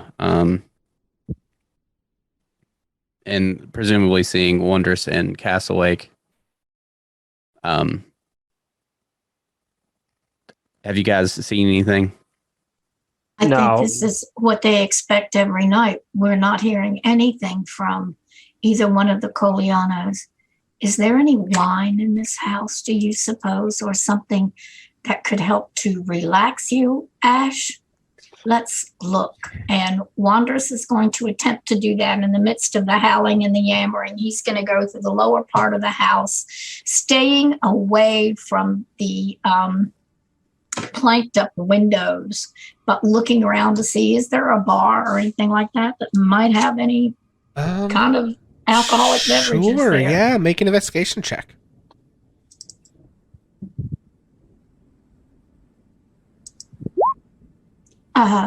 Ash, could you help me look? Yeah, so I'm Wondrous, not you're not finding used anything. to how, like I rolled you. a 9. Yeah, Wondrous, you're used to living in with your tribe and everything. These land dweller houses are weird. It's hard to say. There Do I was- there roll was- to help, or do I just give Wondrous the help action? You can choose. If you roll, you still have disadvantage on ability checks from your exhaustion, so you'll have disadvantage on an investigation check, but you have a much better investigation stat, so up to you. You can do it either way. Okay, we'll just roll it and see what happens. 15. Okay, Hey, with a 15. Lower one. Yeah, with a 15, there is a kitchen. Hang on. There is a kitchen over here, and it would have some bottles of wine in it. Is it wise to be drinking wine before a fight, Wonders? Well, I am afraid that this is not the only fight that we may face in the next 24 hours. If it relaxes you at all, it might even help your, what is that word they call your reflexes? So try, Ash. Try. Okay, I just want to make sure I'm understanding you, Wonders. You are trying to get me drunk. No, I'm trying to help relax you a little so that you might, since you've been asleep and you're only half awake. And I suspect that this is going to happen all night long, but it is going to be out there, Ash, not in here. So it might be good if you relax. Oh, shut up. So, just as a little bit of insight, Ash is going to take that wine. Never one to pass it on drink in any situation. But Ash would turn to Wondrous and say, "You wake me the moment anything changes. I don't care how long it's been. And please, please make sure that Ireena is safe." I will do all that I can. And Ash, she is interesting. I've never seen anyone like her. Anyone ever. Oh, except that in your current self, you aren't, you're interesting too. I think that would cause one of the first real smiles on Ash's face in some time. And she sure is something, pal. I'm not so sure about Cass, though. And then he's going to just go off and sit down close to where you relax. Man, that's great. Damn. I'm Okay. gonna take my bottle of wine and go to my bedroll. Okay. And I mean, just from the time that Ash walks from the kitchen back to that coffin room, it's just gonna be tipped up. Okay. Cool. Make a Constitution saving throw. Yeah, it's totally fair. Again, here's Ash's role-playing choices coming into question. Ash was raised by dwarves, ladies and gentlemen. Has Make a Constitution saving throw with advantage. Thank you. I was worried about that. Come on, baby. Thank God. 14's Okay. fine. Yeah. All right. Well, I was worried about that 5 for a second. Not gonna lie. Ooh. All right, I'm good. That's funny. Okay, so Ash, you head back to the room. Wondrous, what do you do? Does anyone go check on the rest of the house, or do you guys just sort of hang out by the front door? What does anybody do?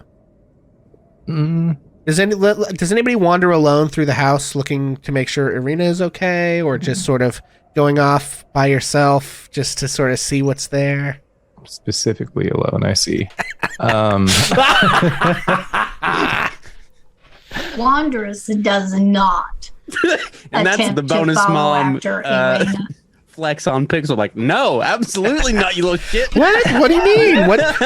Wait, why would it matter if you wandered alone through the house? I don't understand. Is it like dangerous in here or something? Yeah, Cass is just going to chill by the door and wait to see what happens. Cass is almost feeling a sense of deja vu in some way.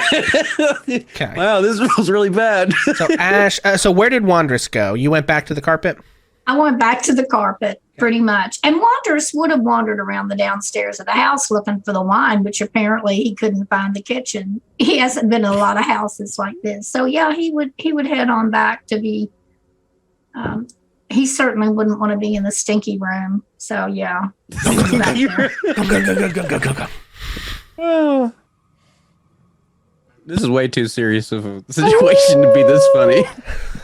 I'm sorry. So wondrous. Yes, Cass.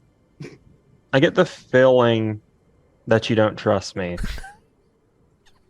I don't know you at all, and this place is so strange.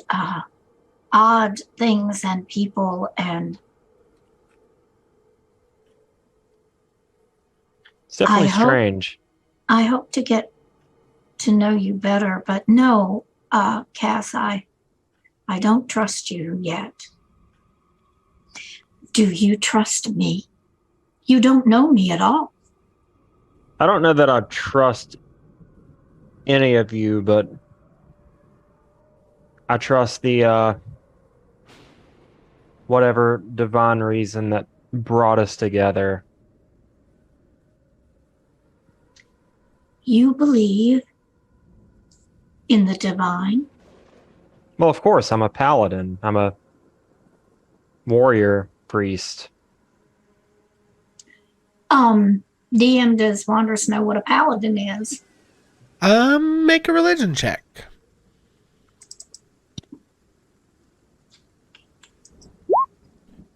10.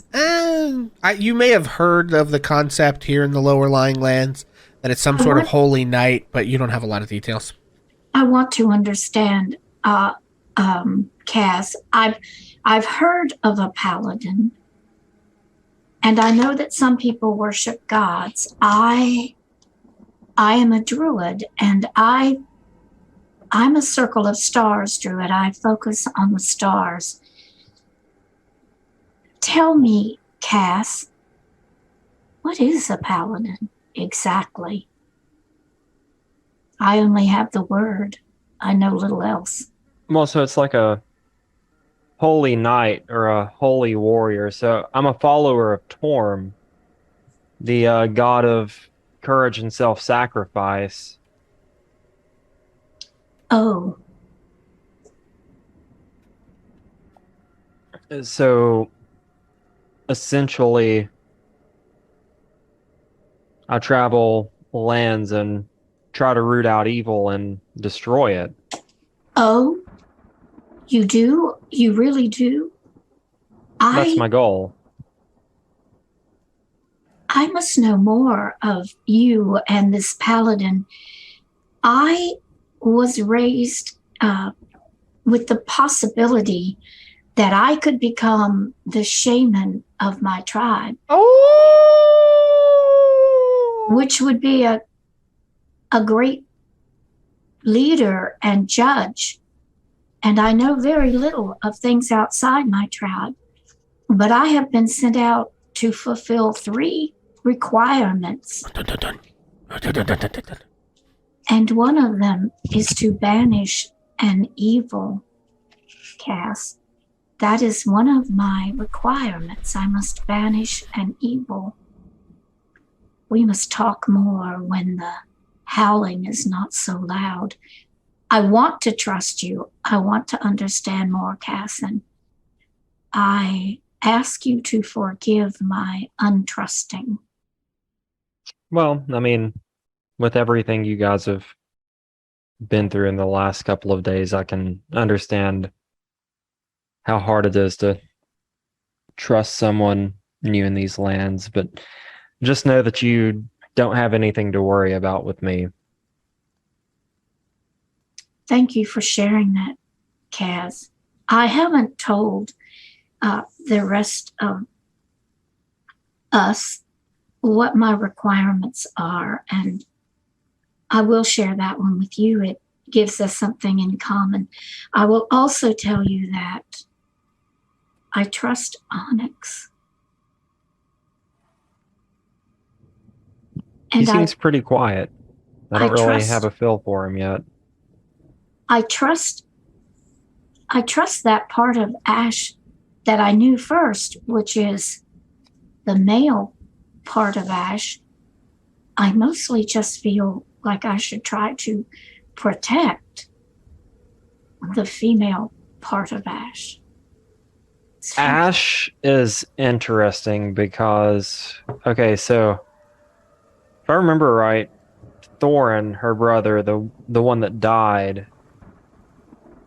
Yes. He was a dwarf, correct? So he appeared.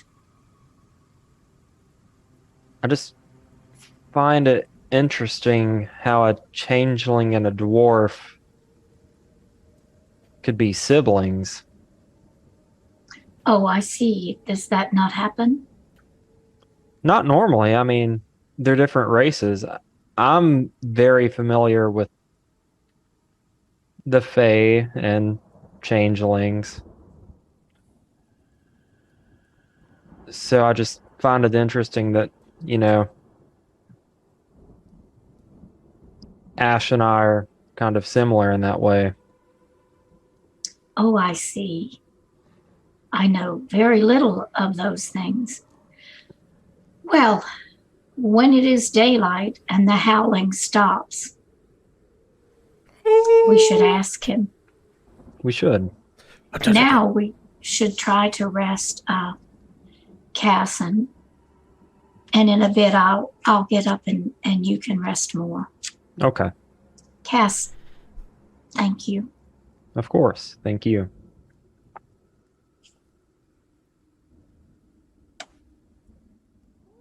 I would like everybody to make a perception check.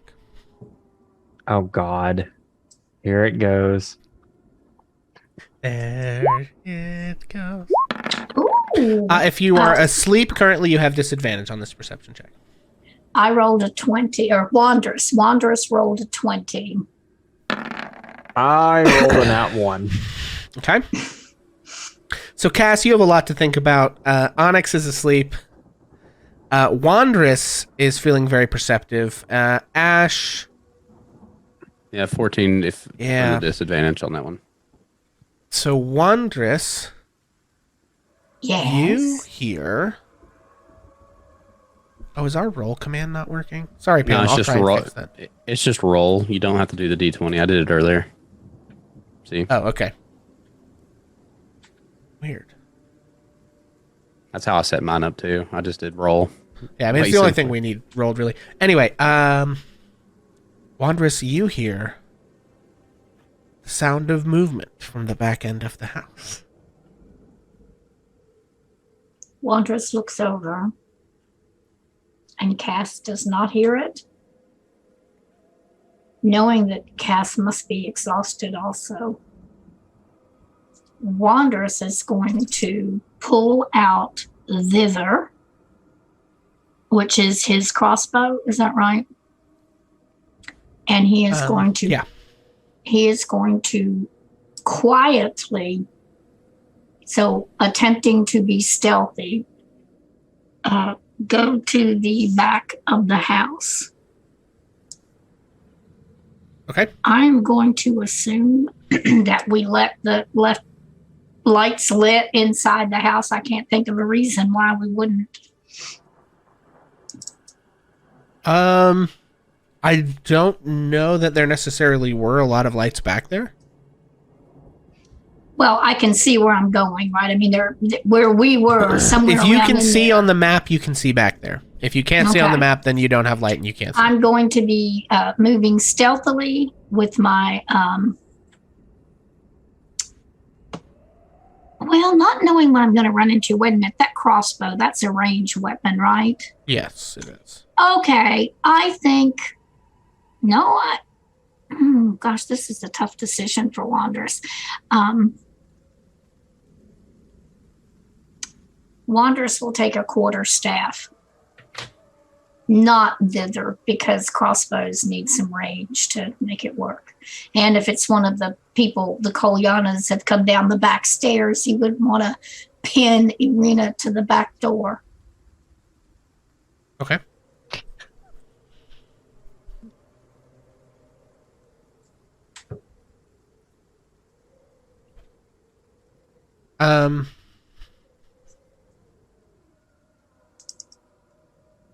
Yeah, so you start heading back there? Yes. Slowly and stealthily. Okay, make a stealth check.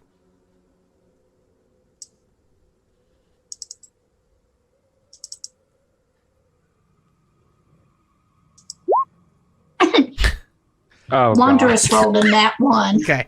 Well, Wanderous- everybody wakes up. Yeah, you're not stealthy at all. Cass, you definitely hear Wanderous get up and start to move towards the back of the house. And by back of the house, Wanderous, I mean down the hallway, not towards the dining room where you're headed. Well, I can't see because of this miserable stuff on here, so I'm going this Well, way. that sounds like a you problem. Dang.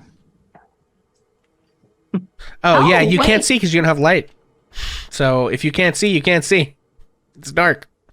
So like the shadows are dark back here from where the if you want to see back here, you're gonna need to produce some Okay. sort of All right, light. then if it's dark and Wanderers can't see, Wanderers has a quarterstaff in one hand. I mean, and there are lights if you want to grab like that candelabra in the room with Ash or something. There are lights. Let's you can do grab. it. I'll Okay. grab the candelabra in the room with Ash, and I Okay, will so slowly this is and gonna- not so stealthily head down towards the back hall. Okay. Cass is gonna get up and see what Wondrous is doing. Okay. Cass, I hear something. Does Cass hear it after Wanderers points it out? I don't know. How long do you guys wait? Well, basically, as soon as like I heard Wondrous moving around, I was gonna get up and see what was going on. Okay, Wanderers has stepped into the room by Ash, gotten the candelabra, and is now headed in that direction. And I don't have a sense of how long it takes because I don't know what you want us to. Yeah, I don't know. I mean, you Headed kind of like that way. stopped and it sounded like you started to stop and have a conversation. So I want to know if you did that or if you like Well, walked down the hallway. probably why I wasn't stealthy is when I heard Ash and when I heard Cass over my shoulder like a dolt, I said, "Cass, I hear something in the back of the house," as I'm moving along. Yeah. So I'm walking and talking. Okay. Wanderous is talented that way. Yeah. Very fair. Yeah, so you make your way to the back of the house. Okay. Cass, do you follow? Yeah, I'll follow. Okay. You make your way to the back of the house and you see Ireena Kolyana in the back entryway of the house, sort of like slowly tottering towards the doorway, seeming to walk in her sleep or something.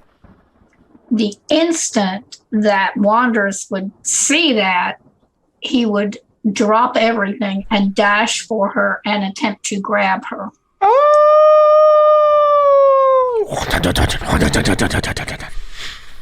Okay, sure. Make a athletics check. I'm gonna give you advantage on this due to your size, and I'm gonna give her disadvantage because she is like sleepwalking. Okay. It's a 14. Oh boy. Disadvantage.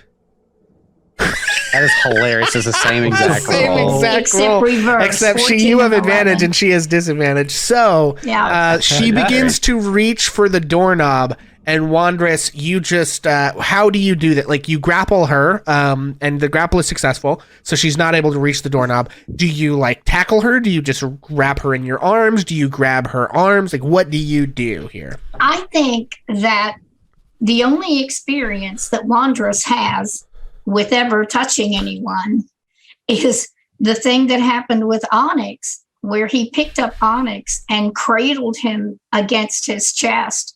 And so I think as he leapt towards her, he would attempt to grasp her in the exact same way.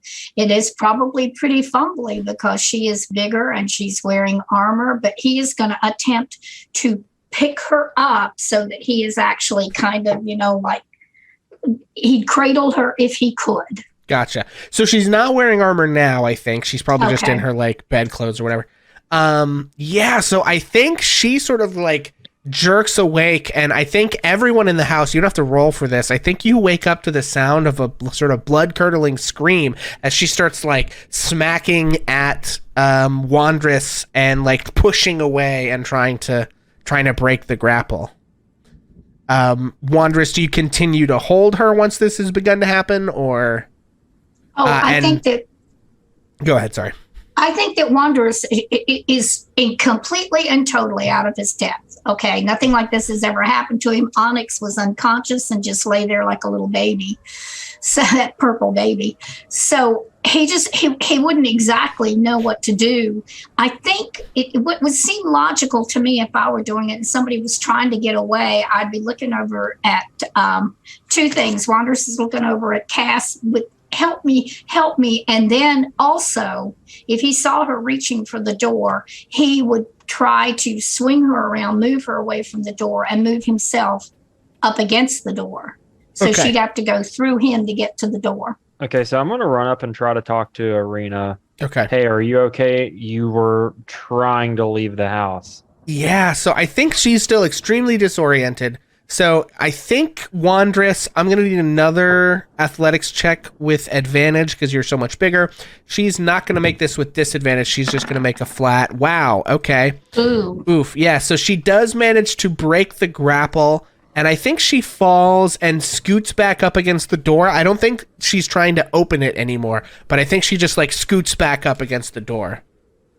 And everyone can kind of start to react to this how you want. Cass, you ask if she's okay. I think she's clearly in distress. Ismark comes rushing out of the room. Ash and Onyx, what do you guys do? I'm gonna go ahead and just grab my spell book and try to get out. Try to book it. to Okay, where- I'm going yeah. to say you can move your movement towards the scene of the situation. So,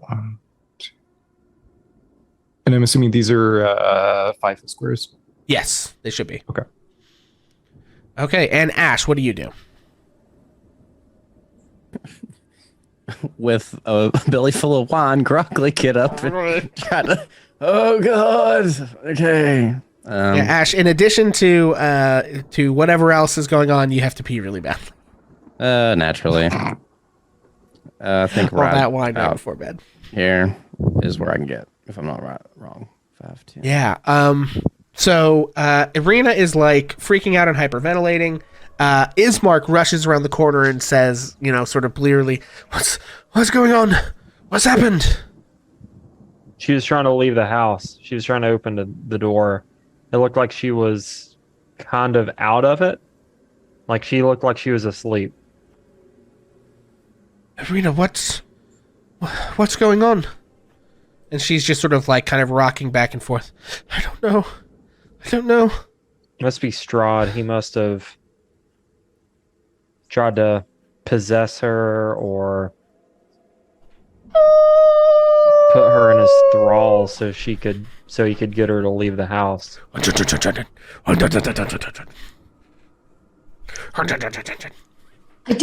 don't know, Miss. I didn't mean to hurt you. I wanted to stop you. It isn't safe to try and leave. I'm so sorry. I didn't mean any insult. Oh my. So sorry. I think she's just like hyperventilating and basically crying at this point. I think he is too. I don't know that he's crying, but he's certainly hyperventilating. Probably kind of just rubbing his arms up and down to where he was holding her or attempting to. Okay, Onyx and Ash, this has certainly been enough time for you to move into this space if you wish.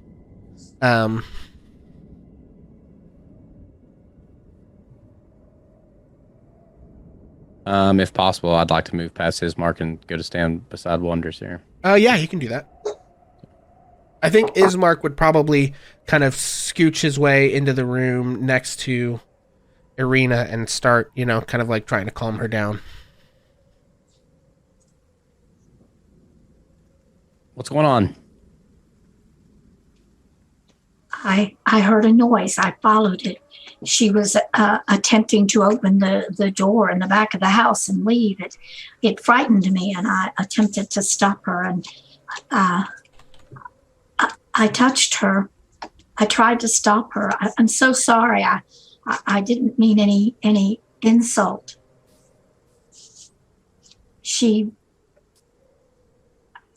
I think she was not awake. Maybe. Why did you try to do that, Miss Ireena?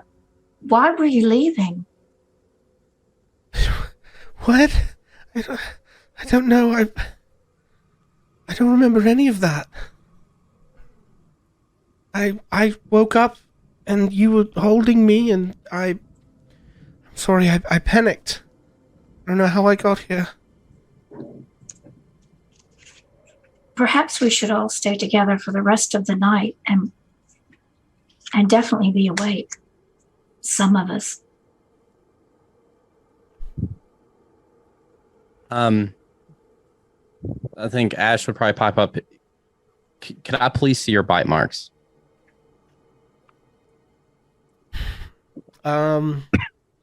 Yeah, I guess she sort of like looks a little timid for a second, but then shows the side of her neck where she was bitten. Okay, with consent given, I think that Ash is going to move kind of forward to get a really close look at this Yeah. right here. Is there anything I notice other than just the discoloration? So I know I've seen it earlier. Mhm. My question is, do I notice any significant difference? Okay, yeah, make an investigation check. And then while doing this in classic, doctor stuff, were you having any dreams before you woke up to being kind of grabbed? You said investigation. Yes. One thing at a time. Well, that is a 9. Can I burn my chat inspiration though? Because You sure can. this feels pretty important to me anyway. Let her rip. That'd be a 15. 15. Okay, 15's decent. Yeah, so these are definitely vampire bites. Thanks, sir. Nope, you have chat inspiration back. Yeah, that is handy because we're probably gonna need it for a minute. Boy, it must be so nice to have chat inspiration. Someone gave you that at the beginning. We totally forgot to tell you. You I'm sorry. didn't tell me. I'm sorry, that was on me. It was Well, Vincent thank gave you. it to you like an hour ago. Oh, That's my fault. We meant to tell you, but we got that's why distracted. I wanted Ash to have that good night's sleep. Yeah. Thank you. So, 2 hours ago, something like that. Anyway, yeah, so you take a look. So first things first, with the 15, definitely vampire bites. You can sort of see this like discoloration and redness, and a little bit of like the veins are kind of like slightly discolored, that kind of thing. Absolutely. And Wanderous leaps back if he gets any idea that's happening and she has bites. He leaps back 5 feet. okay. And so you've asked about if she had any sort of dreams, dreams, yeah. and she says, "It's all fuzzy.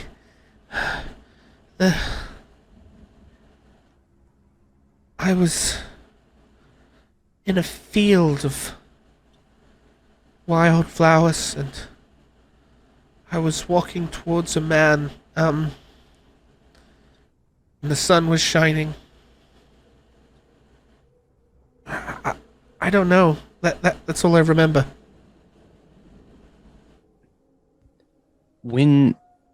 How did you get these bites? You've been bitten twice, correct? Yes. And obviously, I'm assuming I can see, like, I don't know if it's like 2 separate sets of puncture marks. Okay, I thought so. I was just checking. She says, "Before we boarded up the windows,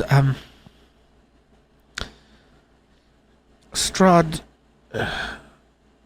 woke us up in the night, and his gaze, and Ismark sort of jumps up here and says, he can control a person with just a look, and even the strongest willed quail under his power. And the first time he charmed Ireena herself, and she let him in. And then the second time he charmed Father, and it was after that we boarded all the windows and doors so that if he couldn't see us, he couldn't do that. But he's punished us ever since with the wolves every night. Before that, he would just come himself, but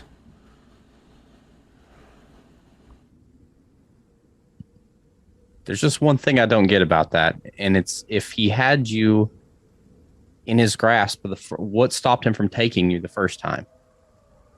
Why go through all the effort of coming back to your own home to try to bite you 3 times? I don't understand. Sure. I'm gonna say make an insight check, Ash. Okay.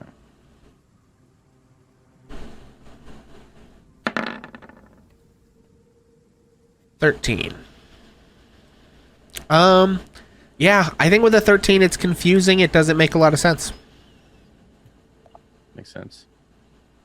And they look just as bewildered as anyone else. They just sort of say, I don't know. I mean, it's hard to know why that monster does anything. I digress. The bigger problems are is he seems to be controlling you, but without even looking at you now. So we're gonna have to take some measures to make sure you don't leave. She sort of nods. Okay. Yeah. If How I are we don't. doing length of time rest wise? We're already with that now, DM, because there has been some Yeah. sleeping and resting. I feel like. Okay, tell you what. Let's let the dice decide.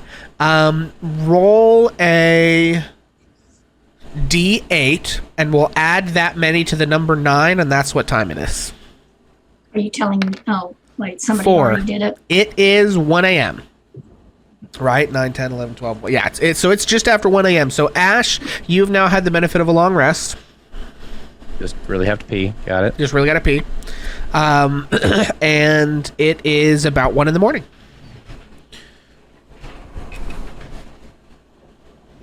Okay, and basically Cass and so Ash, Onyx has had one also. Did Onyx go to bed at the same time as Cass? Because I know Cass specifically went to bed earlier in the day to try Ash, to... Ash went to bed Yeah, earlier in the Ash day did, to I try to didn't. get a rest in as soon as possible because she was exhausted. I don't know what Onyx did. Onyx would have had a rest if he went to bed at the same time, but I don't know that that's what he did. So I don't believe I did. I think I ended up. It was I probably fell asleep around the same time as everybody else, or at least as at the same time as Wanderous. So yeah. So, I mean, the thing with a long rest, it's not 8 hours of continuous sleep necessarily. It's 8 hours of rest. But you do need that to mostly be sleep, right? So, like, you can wake up and take a watch for a couple of hours and then go back to sleep. And, you know, D&D is funny that way, in a way that some of us would not be very rested if we, like, slept for 4 hours, woke up for 2 hours, and then went back to sleep for 2 hours. We'd still be miserable, but, you know, not so in D&D. So... that having been said, Ash is the only one currently with the benefit of a long rest. You know, but the rest of you, if you take a watch, it doesn't mean that you won't get one. You know, it just... Except for Cass, who has been up the whole time. Right. Well, but, you know, I mean, yeah, so Cass, I you'll tried need to to sleep sleep for a little bit. in... Yeah, so... yeah, what do you guys do? Well, you got any more of that wine? I need to catch some Z's. I don't know, Ash, is there any more of that wine? In that bottle, no. Damn, were you There's probably another bottle. There's probably another bottle. Maybe. I don't know. Damn, were you raised by dwarves? bottles.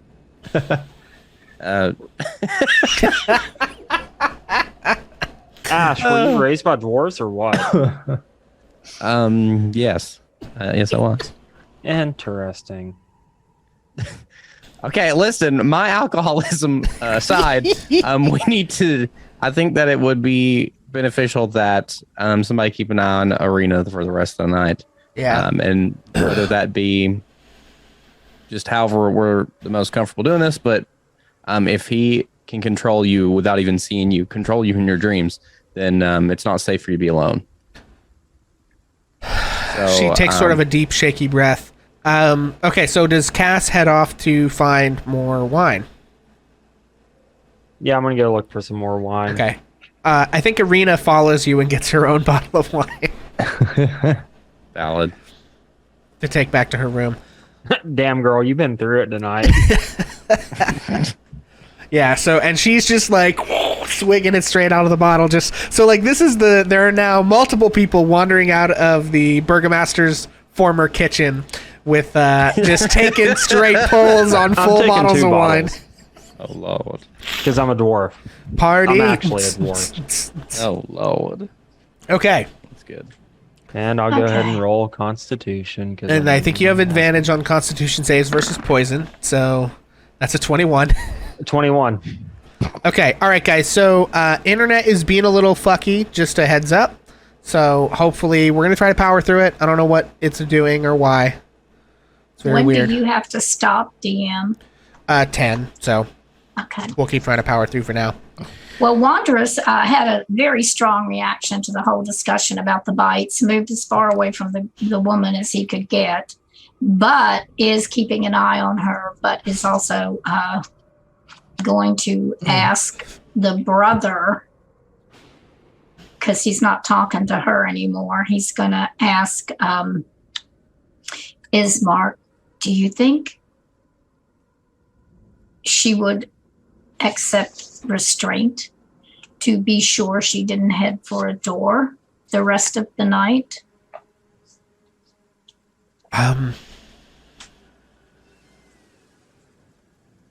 You'd have to ask her, but I sort of doubt it. Then I suspect, sir, that you will need to be responsible for her tonight. I could not ask her that. All right then. So yeah, Ismark sort of like posts up outside of her door and just like sits on the floor. Actually, he probably sits on the floor up against her door, so that if the door opens, it will have to push him out of the way, basically, or he'll have to fall into the room. I don't know if it opens inward or outward, but whatever.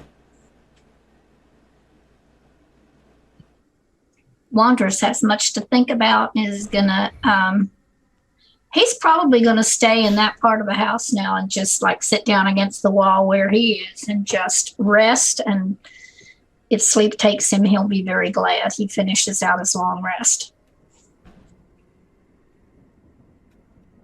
Okay.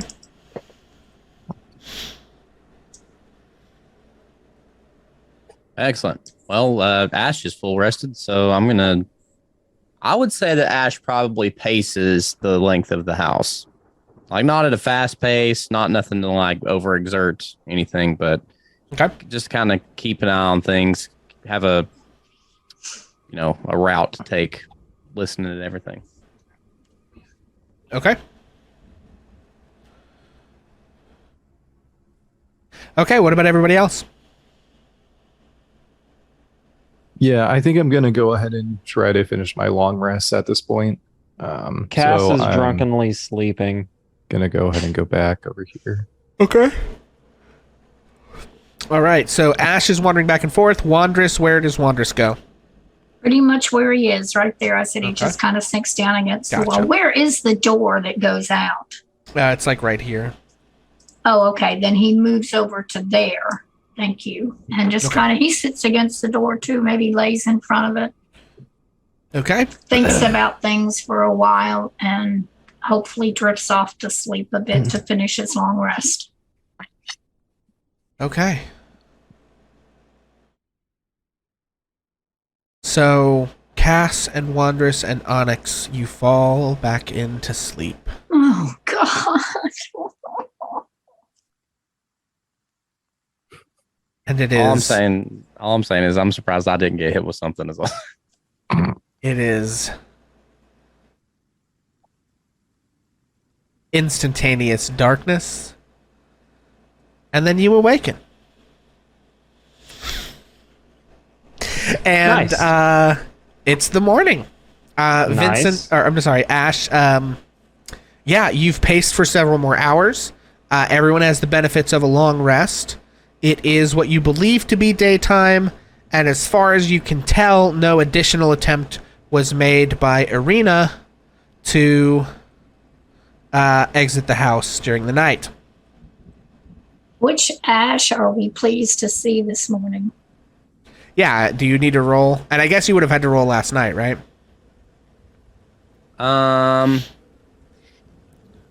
We are going to flip for this because there's a very detrimental kind of thing about the way that Ash changes. So, but we'll get around to that, I'm sure. How do I roll? I think you right-click the token and do multi-sided and hit random side. Random side. You are There you still go. Fem All right. Ash today. Excellent. Okay. Okay, so the day dawns cold and dead in the former mansion of the former Burgomaster of Barovia. What do you do? Well, let's get ready to go. The moment that I see Ismark awake, I would want to be like, can we check in on Ireena? Oh, certainly. And he sort of carefully opens the door to Ireena's room. And takes a peek in there, and Ireena is asleep in the bed. Whew. I was worried about that. Okay. Yeah, as soon as everyone's up and ready to go, I think that it'd be super wise to have a power snack and get on the road. Okay. Okay. Well, Wanderous is up and ready at the front door. Yep. Okay. All right, and what is you guys like marching order as far as the front door is concerned? Oh, God. If we're waiting to, yeah, I guess we would want to peek out, right? That's probably the wisest thing. You can if you want. Yeah, I think I'll post up right here, and we should probably get a look before we just burst down the door and go to traveling.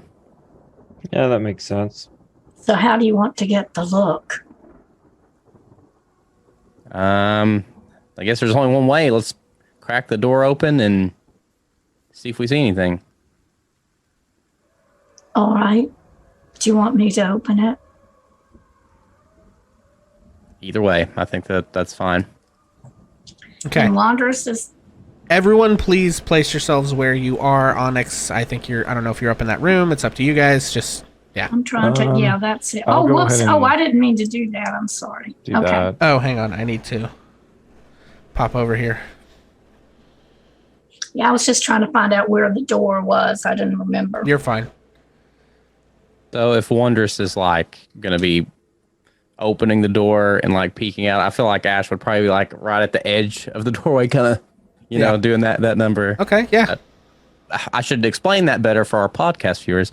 Peeking around the door frame up underneath Wondrous's arm. Yeah. And so in order to do that, move 5 feet forward, because that's kind of where the door is right Okay. where Wondrous is. Yeah. Okay. So, Wondrous, Ash, you creak open the door to reveal Yes, yes. waiting at the edge of the Holy yard, standing in the overcast where the sun does not shine,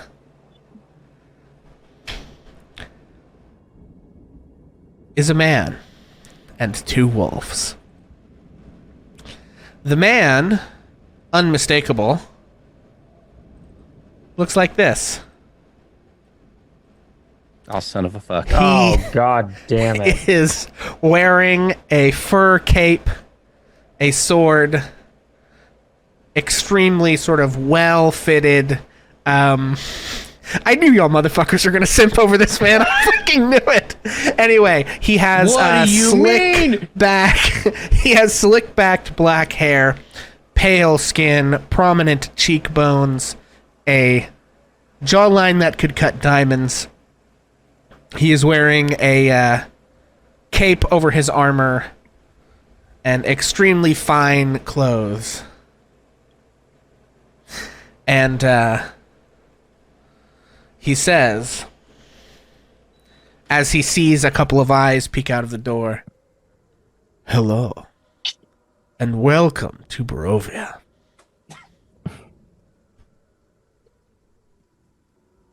Wanderous slams the door shut.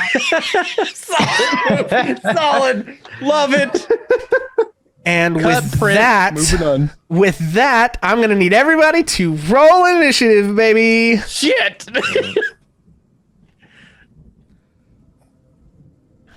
Sorry, I was simping for a sec.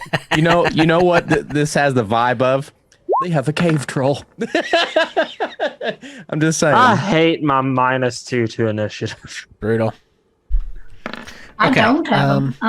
Oh wait, I didn't roll. It didn't do my roll, did it? Did you click? Couldn't I'm tell gonna ya. burn my chat I did. inspiration to re-roll initiative. Yeah, Okay. You got a 5, Wondrous. You're in the. There it is. Okay, thank you. Okay. Yeah, I burned my chat inspiration for that, so mine's 10. Okay. Let's take a look. Okay, so he's in here, they're in here. I don't need more than one of these. Okay. Cool.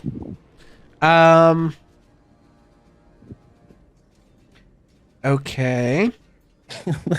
I love that energy, swear to God. So good. There is nothing okay about this. Slams the door. Yeah, 10 so out of 10. here's what I'm gonna need. I am gonna need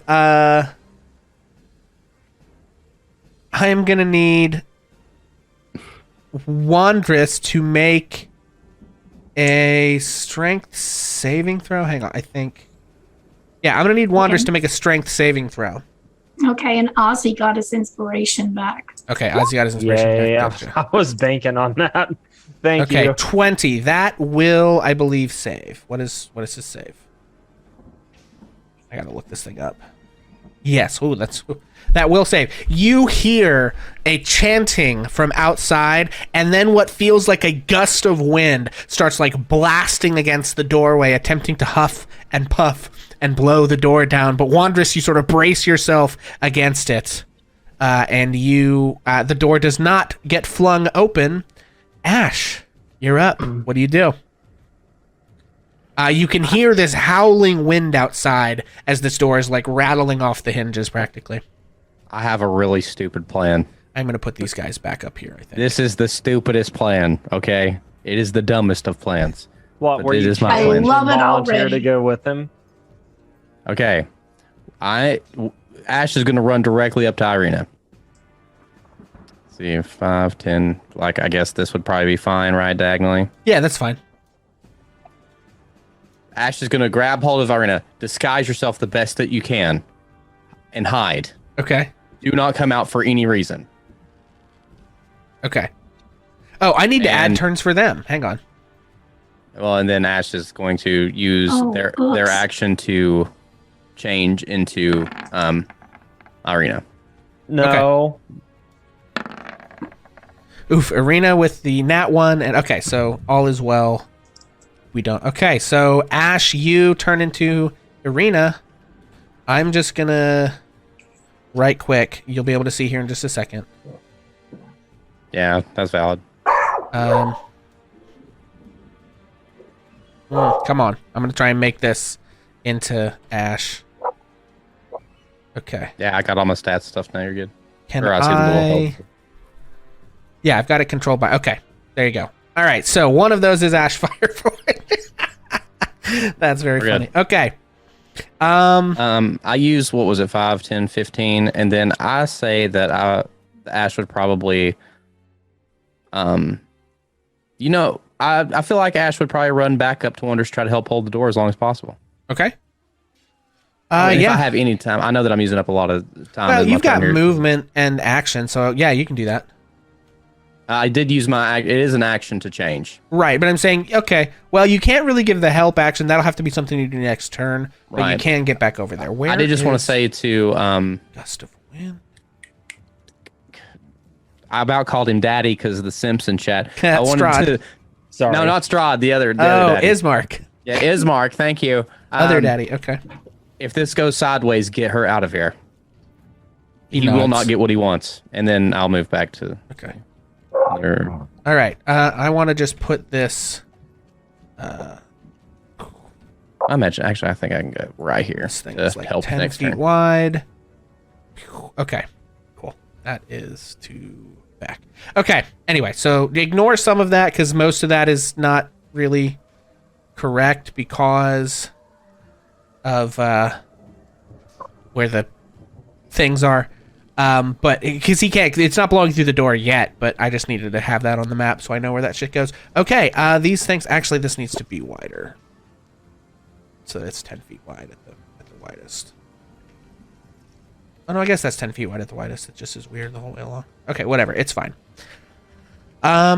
Cool. All right. So that brings us to these things. I think they rush up. You hear them on either side of the door, kind of like scrabbling at the wall. But they can't really get to the door, I don't think, because of the wind. So I think the wolves just ready actions. That brings us to Ismark. I think Ismark grabs Ireena. Okay, hang on. You come here. I think Ismark grabs Ireena and starts trying to like drag her back into the house. He can move at half speed that way, so they get to about there. Cass, you're up. Okay, I'm gonna help Wondrous kind of hold the door, I guess. Okay. Just squeeze in between, Ash and Wondrous. Okay, there's not really room there, so you can be behind Wondrous, bracing Wondrous's back, or if Ash will let you, you can like shove Ash out of the way, but you I'm gonna can't shove both Ash be out in. of the way. Well, Ash has to let you, so Ash, will you consent to that? Under the assumption that the dwarf will be stronger than me anyway. Okay. I feel like that would be consensual. Okay, very good. So you will. Don't put fucking Hodor in the chat. Sorry. Don't do that to me, Ace. Don't do Okay, that. so Cass rushes up to Wondrous and helps brace up against the door with your action. That is Wondrous. Let me look at this spell that he's cast. I need to know kind of what the... Also, I need to switch this so that he's not rolling in chat all the time. There's a part of me that says I should just never whisper his rolls, and they are what they are, but... whatever. It's fine. Okay. Let me go read that. All right. Each creature that starts its turn in the line. So technically, you wouldn't have had to make this save until just now, but I'm going to go ahead and say that we'll count your previous roll for it. So, Wondrous, you brace up against the door and manage to hang on. That doesn't take an action. That is just your save. What do you do this turn? You may not have much you can do, that you feel like... I am still attempting to hold the door closed while I am frantically thinking through all of the spells that I have to think what is the best thing to do if the door gets pushed open. Okay. I'm also looking to see if the real Ireena has disappeared to safety, hopefully. So I'd kind of be looking over my shoulder to see what everybody else is doing and holding the door shut. Okay. Okay, so you're looking over your shoulder to see what's going on, holding the door shut. Onyx, you're And up. is the holding the door shut? Then that's my action. No, I think you can make an action if you want, if you have something you want to do. Because Okay. holding the door shut is a saving throw, a strength saving throw, And I made it. Okay. and you had made it last time, so I'm not making you roll it again I think- because I had you roll it at the wrong time, basically. Okay, I think that Wondrous actually turns around now so that his back is up against the door.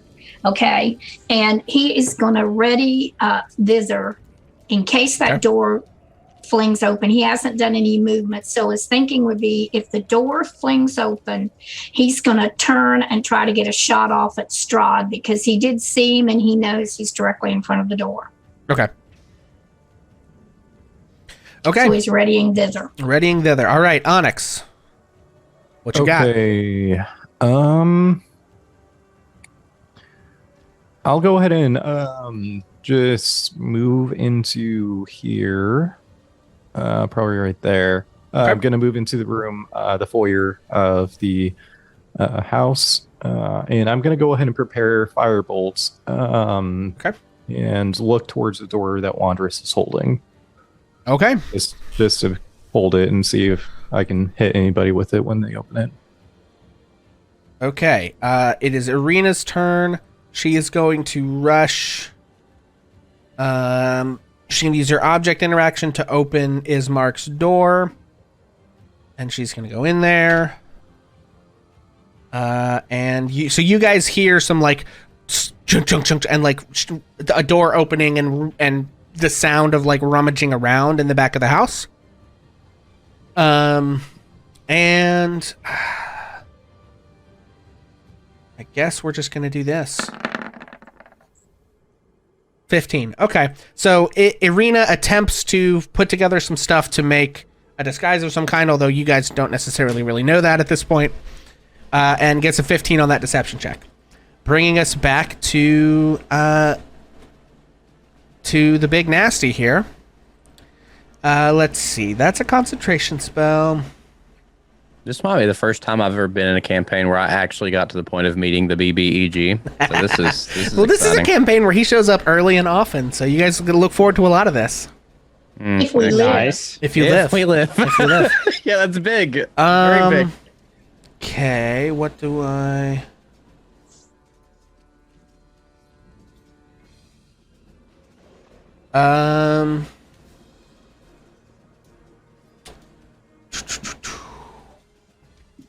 Okay. Does anyone have the stats for a door in 5e? Also, for those of you listening at home while Pixel does his rummaging around in his notes and whatnot, who's ready for this terrible cliffhanger we're about to be on? Right. It's Yeah. going Right. to be awful, just so you guys know. Okay, I'm looking it up right now. Okay. I'm seeing maybe AC 15. It says if a furbolg is holding the door, it is impenetrable by any magical force. I'm gonna say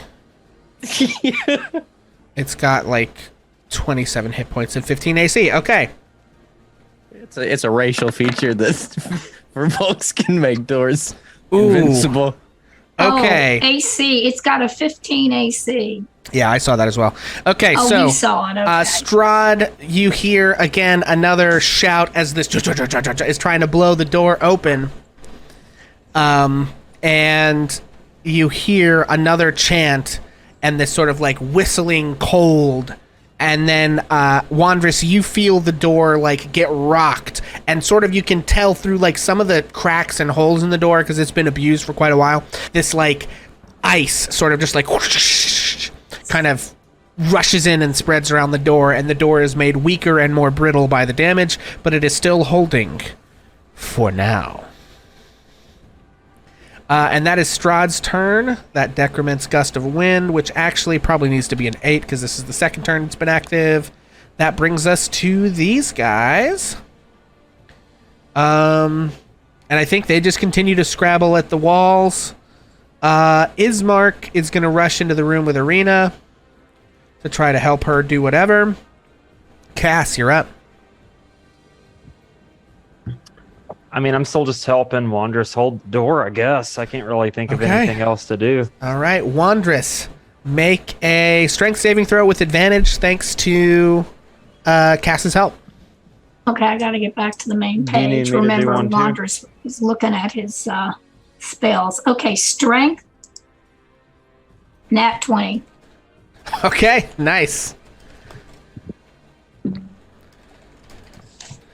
Okay, yeah, so you hold the door. The reference has got to stop, people. You hold go that lean fucking door. I lean. You lean against the you. door and hold it. I will have an emotional breakdown live for all And- the folks at home. It'll be bad. Okay. At least for now, that thing is holding steady. Onyx, what you got?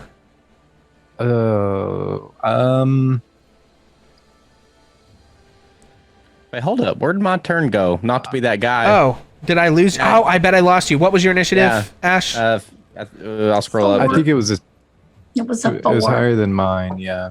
Oh, it was higher than yours. I Mine was thought I had 15. a 5 in here. Mine was 15. Yeah. Was 15. Okay. Well, let's put you. Let's see. That orders before the dire wolves. My bad. Okay, so Ash, Very good. go ahead and take your turn now, whatever you want to do, and then we'll jump back to Onyx. That's my bad. Okay. There's not really much I can do, like as far as getting in. There's already a help action being made. I think that Ash is going to move 5, 10, 15. Right back here to the hallway.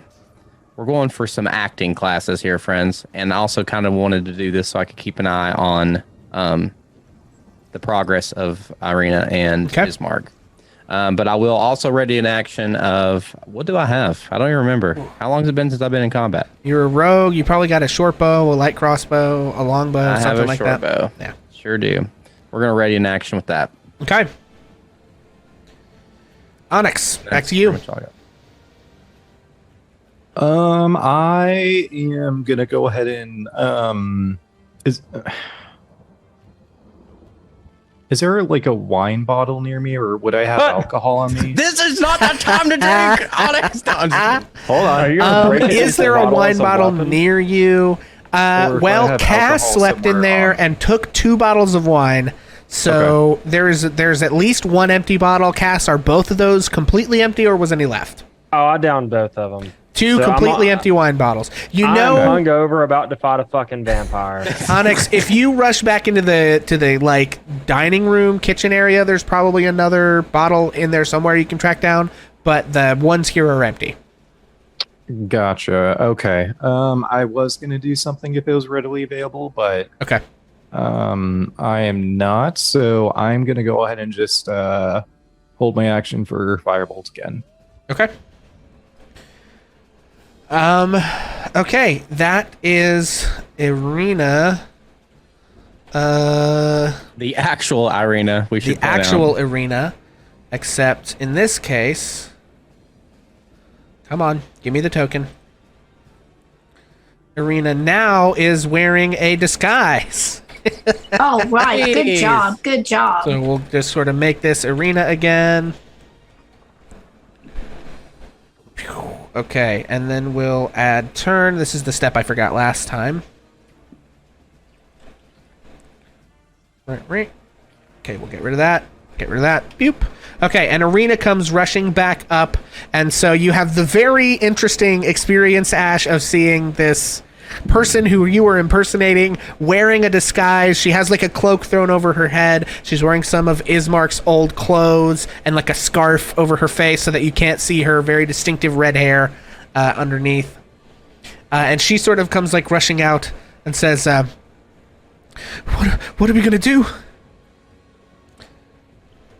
Oh, and where did Ismark? Oh, Ismark ran in there. So, and I guess she draws her rapier and has that ready for when things pop off. If he breaks down the door, he still needs an invite in. Yes. Are you asking her? Yeah. I believe so. Yes. Okay. If no matter what happens, you just get out of here. And then I Okay. feel like it's not even my turn. We were just No, that's fine. You can do that. That's talking is free as long as it's not too long. Okay, so yeah, we are going to pop another ray of frost at that door. That is a 19 for only 5 more cold damage, so we're up to 19 cold damage into the door. The door is still holding steady, but these like continual this ice is making it more brittle by the second. Ash, you're up.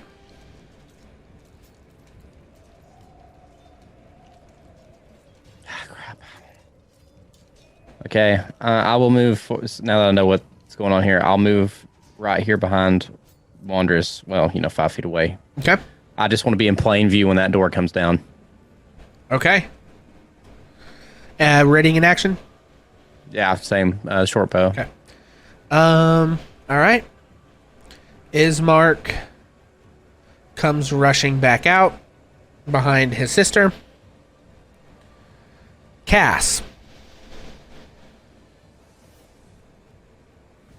Yes. You're up. Okay, so I'm still helping Wondrous with the door, but I'm gonna go ahead and ready my my Searing Smite spell. Okay. Yeah, you can do that. It's a bonus action. So you cast Searing Smite on your weapon. Yeah, Go ahead. I'm gonna cast it on my longsword. Okay, Searing Smite on the longsword, but you're using your action to help Wanderous with the save, yes? Yes. I'm pretty sure I can cast that as I can cast it as a bonus action. Yep. So, okay. Wanderous, I'm going to Okay. need No, I that. didn't mean to do that. That's fine. I'm going to need that strength saving throw with advantage thanks to the help of Cass. Okay. But I have a question for you. Sure. That's has to do with conversation during combat. Okay. Because Wanderous's immediate reaction was to slam the door and hold it shut. Yes. But at some point in there, he would hear the whole thing about he still needs an invite, right? And I feel like Wanderous is going to say, should I just let the door go? What do I do? He would ask a question. And you can ask, and anyone can answer with, like, I'm going to say a sentence or less, like whatever you think you could shout out in the moment. So if you want to ask your question, Wanderous. Wanderous looks at Ash, who moved up towards him, because Wanderous is facing him, right? He's got his back to the door and his longbow and his thither in his hands. And he says, what do I do? He can't, no, what he would say is, he can't get in if I open the door. And he's saying it to Ash. Should I? We're ready. As we can be. Okay, then he swings his head over and looks at Cass. And knowing the door is going to go anyway, Wanderous lets the door go. He lets the door go, and he turns, and he's directly facing Strahd, and he's going to try to get off the shot with his longbow. Okay. Well, folks, Wanderous lets the door, which flies open, slamming against the wall. And I am going to need Wanderous and Ash to both make strength saving throws against the effects. I'm going to still say, Wanderous, you can make yours with advantage. I think Cass is still helping you. You need to make DC 18 strength saving throws. Oh, Jesus. Good Lord. Oh, but I do it with advantage? Yes, you do. Oh, okay. son of a shit. So, Ash, you are blasted off of your feet. Wait, what does this thing say? Or be pushed 15 feet away from you. So you're not blasted off your feet, but this wind comes howling through the door, and you are blasted 15 feet back. So you're scooted almost all the way to Ireena. Wanderous, you are holding on against the door for dear life. Anyone with readied actions for bow and arrow shots of any kind, you loose them, and they just get blown away immediately. That makes sense. But Onyx, I think you can try your firebolt through at this dire wolf. You have a line of sight. Yep. I'm going to give it half cover. Yeah, that's fair. Let's see. Fireball. There we go. 15 to hit will hit for Perfect. 8 points of fire damage. And with the door open, Wanderous, as your cheeks are flapping in the wind, your normally coiffed hair being tousled, and your sort of fur cape flapping as you stare down Strahd von Zarovich. Ladies and gentlemen, that is where we're going to call this episode of Ages of Ainor presents Curse of Strahd. Our heroes are in dire circumstances, attempting to save the beleaguered Ireena Kolyana. Strahd, standing in the... It's not really sunlight because it's always so overcast in Barovia, allowing Strahd somewhat more freedom to move than you might expect. Dire wolves and dire circumstances, guys. And that is where we are going to call this episode today. Thanks for hanging out, everybody. What a fun time I had. I hope everyone also had a fun time. Good stuff today, everybody. As usual, we are going to go through kind of our stuff. If somebody would do me a big old favor and help us find somebody to go raid, that would be delightful and lovely. Meanwhile, we are going to kind of reintroduce our cast and everybody. So, Vincent, if you wouldn't mind reprising and letting them know who you were playing today and who you are and where they can find you. Yeah, I am Vincent Page, who's been playing Ash Fireforge for you lovely pals. The soon-to-be kidnapped Ash Fireforge, if planning goes right. Anyway, you can find me here on Twitch. We made the swap, and we are streaming full-time over here, so if you guys want to come hang out for all sorts of games, you can find me here under the same handle. And it was fun. It was great. Yeah, Onyx is a human named Omega and not a character. I've done it again, friends. Every time. I can't help myself.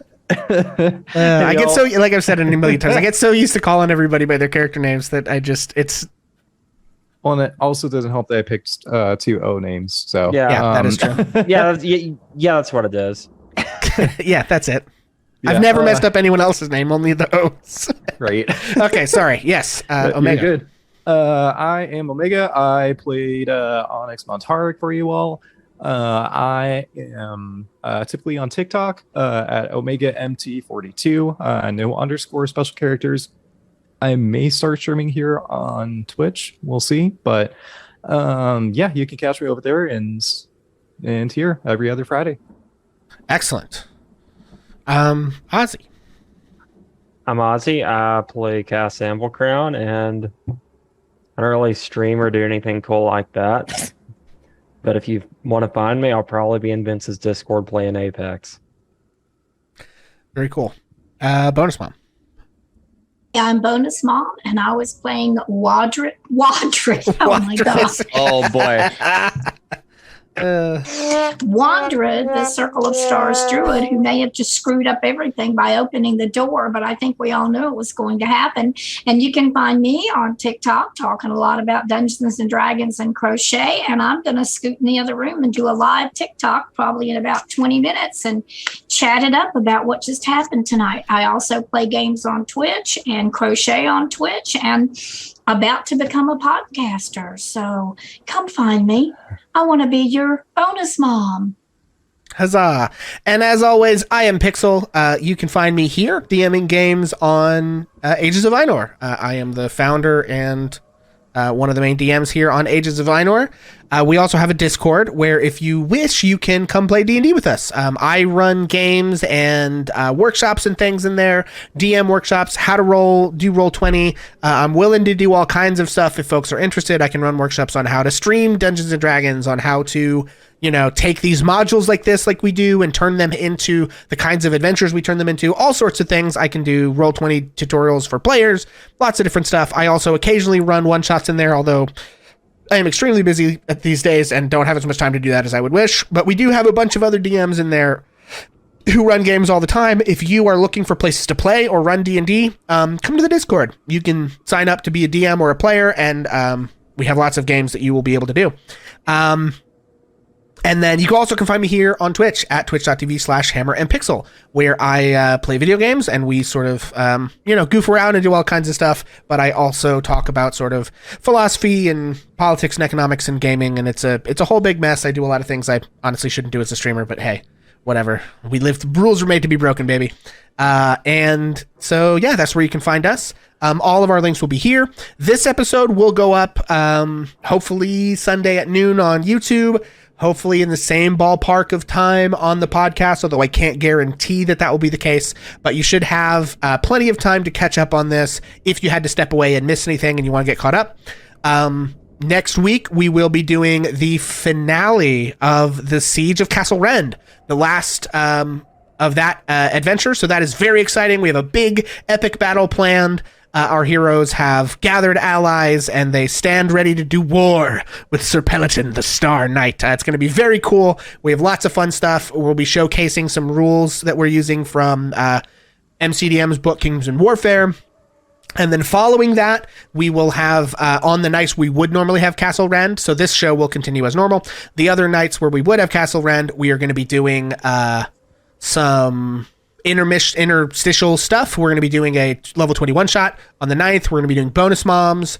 Bonus moms one shot on the 23rd, isn't it? Mm-hmm. And then following that, the first time, or I don't know the exact date, but like the first Friday or third Friday, something like that, of October, hopefully we will be starting the follow-up adventure to Strongholds and Followers, Siege of Castle Rend, which is called The Regent of Bedegar and is from the Kingdoms and Warfare book and is a direct sequel to that adventure and will have 80% of the same cast.